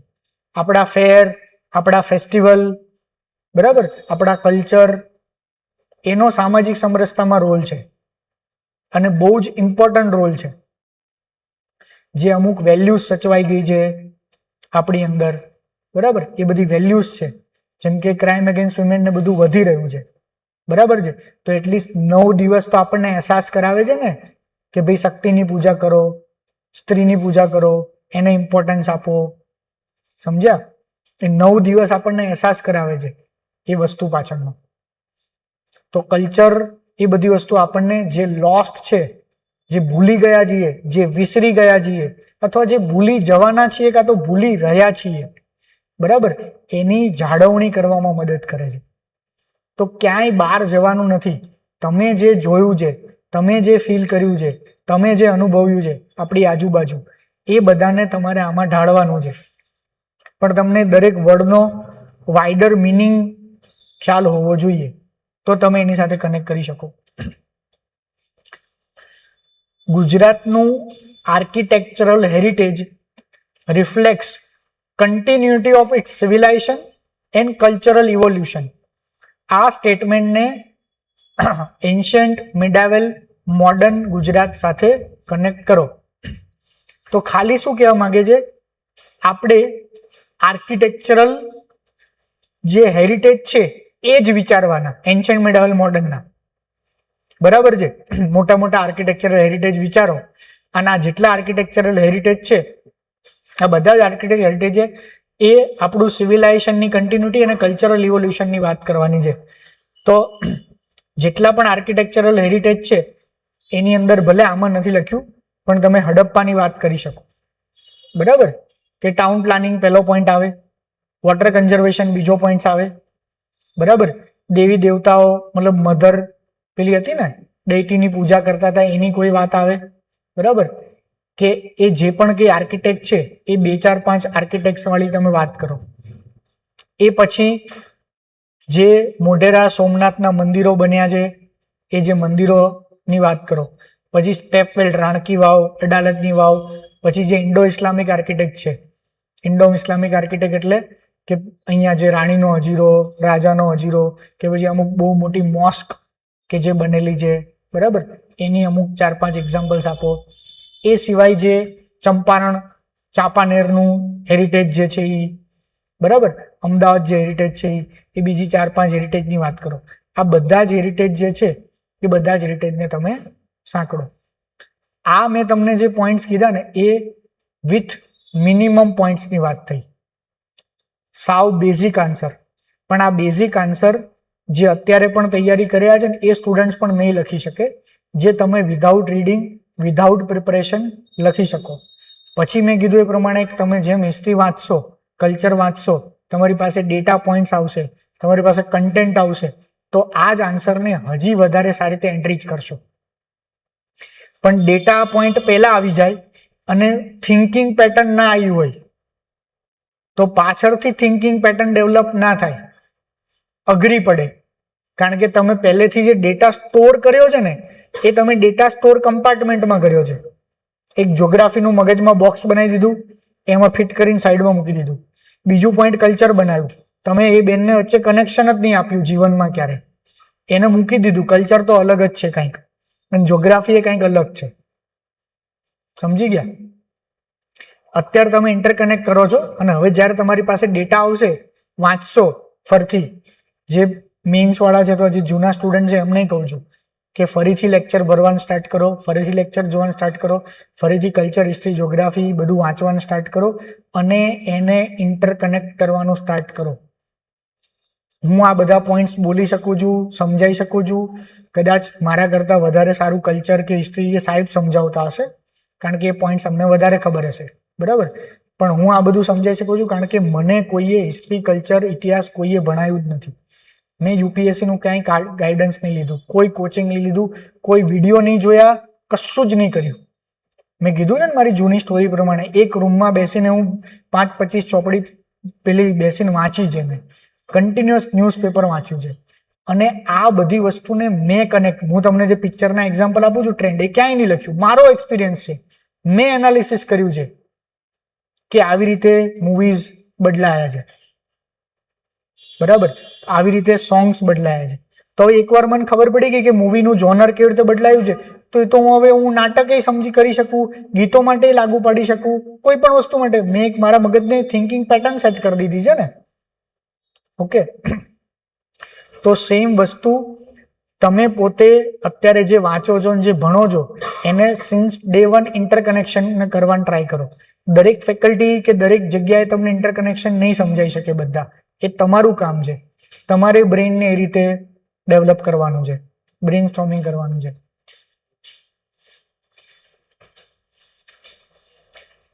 આ પોઈન્ટ સ્કીપ કરો કારણ કે આ પોઈન્ટ છે ને એકવાર આવી ગયેલો છે. અત્યારે સ્કીપ કરો કારણ કે આની અંદર છે ને કમ્પ્લીટ આખી ડેટાની જરૂર પડે. પણ આ જે છે ને ક્વેશ્ચન નંબર 4 એ એટલે મહત્વનો છે કે એકાદ ક્વેશ્ચન્સ તમને ગુજરાતની હિસ્ટ્રીનો આવશે, ઓકે, એકાદ ક્વેશ્ચન્સ ગુજરાતના કલ્ચરનો આવશે અને એકાદ ક્વેશ્ચન્સ ડેફિનેટલી ગુજરાતના રાઇટરનો આવશે, ગુજરાતના સોશિયલ કે રિલિજિયસ રિફોર્મર્સનો આવશે, કે પછી ગુજરાતની અંદર આ જે ટ્રેડિશન છે ને બધાને ભેગી કરશે. જેમ કે ગુજરાતના સંત, પોએટ અને લિટરલી ટ્રેડિશન જે છે એણે સ્પિરિચ્યુઅલ કોન્શિયસનેસ, કલ્ચરલ આઇડેન્ટિટી અને સોશિયલ હાર્મની કેવી રીતે ડેવલપ કરી. નરસિંહ મહેતા, હેમચંદ્રાચાર્ય, અખો, દયારામ, ઝવેરચંદ મેઘાણી, ગાંધીજી, આ તો 4 જ નામ છે, અઢળક નામ છે. જેટલા પણ ગુજરાતી રાઇટરો છે, જેટલા પણ ગુજરાતી સંતો છે, સંતો રાઇટરો હતા, એ ખબર છે ને તમને કે નહીં ખબર? સંત જેટલા હતા, બરાબર, એ બધા સંતે ગીતો ગાયા છે, સંત વાણી છે, બરાબર છે. તો એ બધા સંતો, જેમ કે આપણે વાત કરીએ નરસિંહ મહેતા, તો નરસિંહ મહેતા સંત પણ છે અને રાઇટર પણ છે. મીરાબાઈ સંત પણ છે અને રાઇટર પણ છે. અખો, તો અખો સંત પણ કહેવાય, રાઇટર પણ કહેવાય. કબીર, તો કબીર સંત પણ છે, કબીર આપણું ગુજરાતી નહીં પણ સમજવા માટે તમે જાણો છો એટલે કબીર સંત પણ છે, રાઇટર પણ છે. તો જે મિડાઇવલ ટાઈમ હતો ને, મિડાઇવલ ટાઈમ એટલે 14મી સદીથી માંડીને 1857, એ ટાઈમ લિટરેચર સાહિત્યમાં મિડાઇવલ ટાઈમ કહેવાય, મધ્યકાળ કહેવાય. એ મધ્યકાળની અંદર હજી ગદ્ય નહોતું. ગદ્ય મતલબ પદ્ય અને ગદ્ય. પદ્ય એટલે કવિતા, ગદ્ય એટલે ફકરા, લખાણ, બરાબર. એ ગદ્ય નહોતું. બીજું, ત્યારે કાગળ નહોતા આપણી પાસે, પત્તા ઉપર લખતા, બરાબર. તો ક્યાંય આ બધું સચવાયેલું નથી. અમુક જૈન મેન્યુસ્ક્રિપ્ટમાં છે, અમુક મંદિરોમાં કે બધી જગ્યાએ જે સચવાયેલું છે થોડું ઘણું એ છે. તો બાકી આ બધું કેવી રીતે આવ્યું છે? મૌખિક. તો એને મૌખિક પરંપરા પણ કહેવાય. નરસિંહ મહેતા લખીને ગયા છે એના ગીતો, મીરાબાઈ લખીને ગયા છે, નરસિંહ મહેતા પ્રભાતિયાઓ લખીને ગયા છે. નરસિંહ મહેતા જે પ્રભાતિયા ગાયા, એ પ્રભાતિયા ગવાતા જ આવે છે, ગવાતા જ આવે છે, ગવાતા જ આવે. પછી 18મી સદીમાં, 19મી સદીમાં ભાઈ કોઈ માણસે આખી એક ચોપડી બહાર પાડી હશે કે એનું આખું લખ્યું હશે. તો જે નરસિંહ મહેતાના પ્રભાતિયા હતા એ બધા કવિતાઓ હતી એ સમયની, એટલે લિટરેચરની અંદર કન્ટ્રીબ્યુશન થયું. પણ એનું કન્ટેન્ટ શું હતું? મીરાબાઈની કવિતાઓનું કન્ટેન્ટ શું હતું? તો એની જે કવિતાઓનું કન્ટેન્ટ હતું ને, એ સ્પિરિચ્યુઅલ કોન્શિયસનેસ. જાગરે જાદવા જાગ, જાગરે જાદવા જાગ એટલે કોને જગાડે? પોતાના અંતરાત્માને જગાડે છે નરસિંહ મહેતા. જેટલા પ્રભાતિયા છે એ બધા જ પ્રભાતિયા ફિલોસોફિકલ છે, કમ્પ્લીટલી ફિલોસોફિકલ. એની અંદર હંસલાની વાત કરશે. હંસલો એટલે કોણ? તમારો આત્મા, હંસ નહીં, બરાબર. મીરાબાઈ કે જે ફિમેલ પોઈન્ટ છે, એ ફિમેલ પોઈન્ટ કૃષ્ણ ભગવાનની સાથે પેલી વાત કરશે, અથવા તો અમુક જે મેલ પોઈન્ટ છે એ મેલ પોઈન્ટ કદાચ રાધા કૃષ્ણની વાત કરશે. પણ અલ્ટિમેટલી રાધા કૃષ્ણ એટલે કોની વાત છે? કૃષ્ણ એટલે ઈશ્વર ભગવાન, રાધા એટલે પોતે રાધા બનશે. નરસિંહ મહેતાએ પોતે પોતાને રાધા તરીકે કલ્પના કરીને ઘણું લખ્યું છે. દયારામે પોતે પોતાને ફિમેલ પેલું કન્સિડર કરીને ઘણું લખ્યું છે. એ પોતાનો સમર્પણ ભાવ દર્શાવે છે. તો એવું કહેવા માંગે છે કે ઈશ્વર જે છે, આપણે આત્મા છીએ, બરાબર, આપણે ઈશ્વરનો અંશ છીએ. તો આપણે સમર્પણ ભાવ દેખાડીશું તો જ આપણને મોક્ષ મળશે, તો જ આપણને મુક્તિ મળશે. કાં તો આપણે આપણી જાતને ઓળખીશું, આપણી આત્માને જાણીશું કે આપણી આત્મા ઈશ્વર એક જ છે, આપણે એનો અંશ જ છીએ. તો બધાની કન્ટેન્ટ સ્પિરિચ્યુઅલ કોન્શિયસનેસ જગાડવાની વાત કરી હતી. ખોટા કામ ના કરો, ખોટું ના બોલશો, કોઈની જીવ હત્યા ના કરો, કોઈને હેરાન ના કરશો, આ બધી જે ચોરી ના કરશો, વ્યભિચાર ના કરશો, બરાબર, જે 4-5 વસ્તુઓ જે ચાલતી આવે છે, બરાબર છે, હિંસા ના કરશો. તો આ બધું જ એ જ કન્ટેક્સમાં હતું, બરાબર. કલ્ચરલ આઈડેન્ટિટી, તો આપણું જે કલ્ચર જે હતું, આપણું રીત રિવાજ, ખાણી પીણી, બરાબર છે, આ બધી જ વસ્તુઓ એમાં સમાવેશ થતો હતો. તો ઘણા બધા જે જૂના આ બધા સંત છે, પોએટ છે, અને જે લખાણો છે, એ લખાણો ઉપરથી જ તો ખબર પડે છે ને કે 15મી સદીમાં લોકો શું ખાતા પીતા હશે, શું પહેરતા હશે, શું દિનચર્યા હશે, બરાબર, શું રીત રિવાજો હશે, શું આપણા ટ્રેડિશન્સ હશે, મેરેજની પ્રથા કેવી હશે, સામાજિક સિચ્યુએશન્સ કેવી હશે. એ સમયની અંદર લખાઈને પરથી ખબર પડે કે મહિલાની સ્થિતિ આવી હશે, ખેડૂતોની સ્થિતિ આવી હશે, એ બધા વિષય લખાતું. અને આ ખાલી પોએટની વાત કરી. લિટરલી ટ્રેડિશન એટલે શું? ત્યારે બીજું એક હતું, વાર્તા ચાલતી. એ એન્શન્ટ ટાઈમના સમયની અંદર કેવું ચાલતું કે એન્શન્ટ ટાઈમના સમયની અંદર લોકો ખેતીએ ગયા હોય કે ધંધા રોજગારમાં ગયા હોય, હવે થાકેલા પાકેલા જ્યારે સાંજે ભેગા થાય ને, બરાબર છે, તો વાર્તા કરે. તો વાર્તાકાર વાર્તાને ઇન્ટરેસ્ટિંગ બનાવવા માટે શું કરે કે પેલું માટલું હોય ને એ માટલા ઉપર વીંટી પહેરી હોય અને આમ વગાડે, અને કોઈ સ્ટોરી જે છે ને એ સ્ટોરીને પદ્યના ફોર્મેટમાં કહે. લાંબી લાંબી વાર્તા પદ્યના ફોર્મેટ. કેમ? યાદ રહે, ઇઝીલી બોલી શકાય, ગાઈ શકાય કોઈ પણ વાર્તા કે સ્ટોરીને. તો પ્રેમાનંદ આ બધી સ્ટોરી આ રીતે કહેતા. આખો પોતાનો મેસેજ આપે તો આવી આખી સ્ટોરીઓથી મેસેજ આપતા. તો આ બધી સ્ટોરીઓ કે વાર્તા હોય એની અંદર શું હોય? તો એ બધી સ્ટોરીઓ કે વાર્તા હોય એની અંદર સમાજની વાતો કરી હોય. રાજાની, કોઈ રાજા અન્યાયી હોય ને તો એ બધી વાર્તા ચાલતી હોય, જેમાં રાજાને અન્યાય વિશે વાત કરી હોય. બરાબર? કે ભાઈ એ સમયે જે અમુક કુપ્રથા હોય, બરાબર છે, તો એ સમયે કજોડા એક કુપ્રથા હતી. કજોડા મતલબ કે ભાઈ કોઈ નાની સ્ત્રી હોય અને મોટો પુરુષ હોય, બરાબર છે, એ સિવાય ઊંધું હોય, નાનો પુરુષ અને મોટી સ્ત્રી. તો નાનો પુરુષ એટલે પેલો છોકરો 12-13 વર્ષનો હોય અને એ પેલી મેચ્યોર સ્ત્રી થઈ ગઈ છે 18 વર્ષની કે બધી, એની જોડે મેરેજ કર્યા હોય. તો પેલી સ્ત્રીના મુખે બધું લખે તો એને એવું લાગે ઓલા નાના બાળકને રમાડે છે, તો કે હું એને ખોળામાં લઉં છું તો સૂઈ જાય છે નાના બાળકની જેમ. બરાબર? પેલી બીજા કન્ટેક્સમાં ખોળામાં લેવા માંગતી હોય કે જે કન્ટેક્સ હોય. તો આવા બધા લિટરેચર ફોર્મમાં લખાયેલા છે. આવી બધી વાતો બધી કરેલી છે. ખેડૂતોની કન્ડિશન, મહિલાઓની કન્ડિશન, બરાબર છે, ઇકોનોમિક હાર્ડશિપ્સ, બહારવટિયા વિશે લખાયેલું છે. તો આપણા જે પણ કંઈ સંત, પોએટ અને આ બધું છે એમાં કલ્ચરલ આઈડેન્ટિટી છે. આઈડેન્ટિટી એટલે સમજે ને? જો અહીંયા કલ્ચરલ કન્ટિન્યુએશન વર્ડ નથી લખ્યો. આગલા ક્વેશ્ચનમાં શું વર્ડ લખ્યો હતો? અહીંયા એવું કહેવા માંગે છે કે આ બધામાં આપણી કલ્ચરલ આઈડેન્ટિટી છતી થાય છે. આના લખાણમાં, સંતના, પોએટના અને લિટરરી ટ્રેડિશનની અંદર, કે આપણું શું કલ્ચર છે એની અંદર આપણી આઈડેન્ટિટી છતી થાય છે એમાં. અને સોશિયલ હાર્મની. સોશિયલ હાર્મની એટલે મેઇનલી ઊંચ નીચ, અમીર ગરીબ, બરાબર, હિન્દુ મુસ્લિમ, આ બધાની એકતાની વાત કરી છે બધા જ રાઇટરે, બધા જ સંતોએ અને બધા જ ગુજરાતી લખાણ ને ટ્રેડિશનની અંદર કન્ટિન્યુઅસ આ બધું જ લખાયું છે. મેં પોતે ગુજરાતી લિટરેચર યુપીએસસીમાં ઓપ્શનલ હતો અને બહુ વાંચ્યું છે. મતલબ મારે પહેલેથી શોખ છે ને કે મારો સિલેબસ આવડો હોય પણ હું એનાથી 10 ગણું તો મિનિમમ વાંચ્યું હશે એમ. તો લિટરેચરની અંદર મેં એક પણ સંત, એક પણ પોએટ, એક પણ એવું નથી વાંચ્યું જેની અંદર એક પણ નેગેટિવ વાત લખી હોય સ્ત્રી વિશે, જેન્ડર બાયસ, કાસ્ટ બાયસ વિશે નેગેટિવ લખ્યું હોય, ક્લાસ વિશે નેગેટિવ લખ્યું હોય કે હિન્દુ મુસ્લિમ વિશે નેગેટિવ લખ્યું હોય. બધાની અંદર સામાજિક સમરસતાની જ વાત થઈ છે કમ્પ્લીટ. મેં તમને હમણાં લાસ્ટ 1-2 લેક્ચર કે આ વસ્તુની શરૂઆત ક્યાંથી થઈ? આ વસ્તુની શરૂઆત થઈ પાવર ગેમથી. લોકોને પાવર ગેમમાં રસ હતો અને પાવર ગેમની અંદર ખબર પડી કે મારે પાવર જોતો હોય તો લોકો એક હશે તો કાલે એ લોકો મારી સામે આવશે, તો લોકોને મારે ડિવાઈડ કરવા પડે.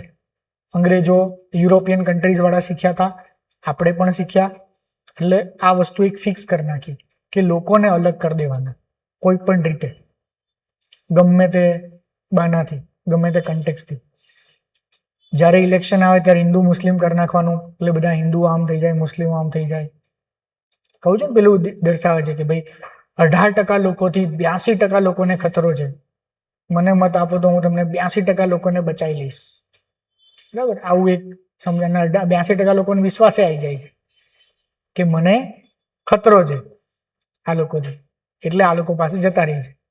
ઓકે, હવે જ્યારે એ વસ્તુ પૂરું થાય ને લોકલાઇઝ મુદ્દો હોય ને કે ભાઈ ગુજરાત ઇલેક્શન આવે છે, એની અંદર હિન્દુ મુસ્લિમ કરવાથી નહીં જીતાય, તો એની અંદર પટેલ અને રાજપૂત કરવું પડે. જૂના દિવસો યાદ કરાવવાના કે રાજાનું રજવાડા હતા, અમે દાનમાં આપી દીધા, પટેલોએ લઈ લીધા, એટલે પટેલ પૈસાવાળા છે. આવું યાદ કરાવે લોકોને, એટલે પટેલ અને રાજપૂત વચ્ચે થાય. સમજ્યા? અથવા તો પછી નીચી જાતિ ઊંચી જાતિ વિશે થાય, એસટી અને બીજા વિશે થાય. બરાબર? આ બધી વસ્તુઓ એ લોકો સ્ટાર્ટ કરે. તો અને બીજા 1000 રીતો છે ભાગ પાડવાની, પેલું ડિવાઈડ કરવાની. બરાબર છે? તો સામાજિક સમરસતા એ ઓલવેઝ ચાલતી આવી છે. Festival, fair, folk tradition, are living expressions of Gujarat's intangible cultural heritage. Discuss their role in preserving cultural continuity, promoting tourism and strengthening social cohesion. જો આ સોશિયલ કોહેઝન વાત એ જ આવશે, સોશિયલ હાર્મની, સોશિયલ કોહેઝન એક જ વસ્તુ થઈ. મેં કીધું ને કે આ બધામાં એ જ વસ્તુ છે. ફેસ્ટિવલ્સમાં કંઈ દેખાય છે આપણને? સોશિયલ કોહેઝન જ હોય છે ને. ફેરમાં પણ હોય છે, ફોક ટ્રેડિશનમાં પણ હોય છે, બરાબર છે. આ ત્રણેય વસ્તુ આપણી કલ્ચરલ કન્ટિન્યુટી છે. કલ્ચર જે છે એને સાચવી રાખે છે, જાળવી રાખે છે, ભૂલાવા નથી દેતું. અને મોસ્ટ ઇમ્પોર્ટન્ટ ટુરિઝમ. આ બધાના કારણે ટુરિઝમ પણ થાય છે, આપણા ફેરના કારણે, બરાબર, આપણા ફેસ્ટિવલ્સના કારણે, આપણી જે ફોક ટ્રેડિશન્સ છે એને ટુરિઝમ સાથે, ઇકોનોમી સાથે, એ બધા સાથે તમારે જોડી દેવાનું, બરાબર. Express how Gujarat handicraft, textile અને traditional art form have contributed to cultural identity, economic development અને ગ્લોબલ રેકોગ્નિશન્સ. તો આ થોડું વાંચવું પડે. તમે હેન્ડીક્રાફ્ટ, ટેક્સટાઇલ્સ આ બધું થોડું વાંચ્યું હોય, થોડું નોલેજ હોય, પણ એકવાર તમારી પાસે હેન્ડીક્રાફ્ટ 5 છે, 5 ટેક્સટાઇલ વિશે ઇન્ફોર્મેશન છે, તો તમે એને આવી રીતે આ ત્રણેય ફોર્મમાં કનેક્ટ કરી શકો, બરાબર. ક્લિયર?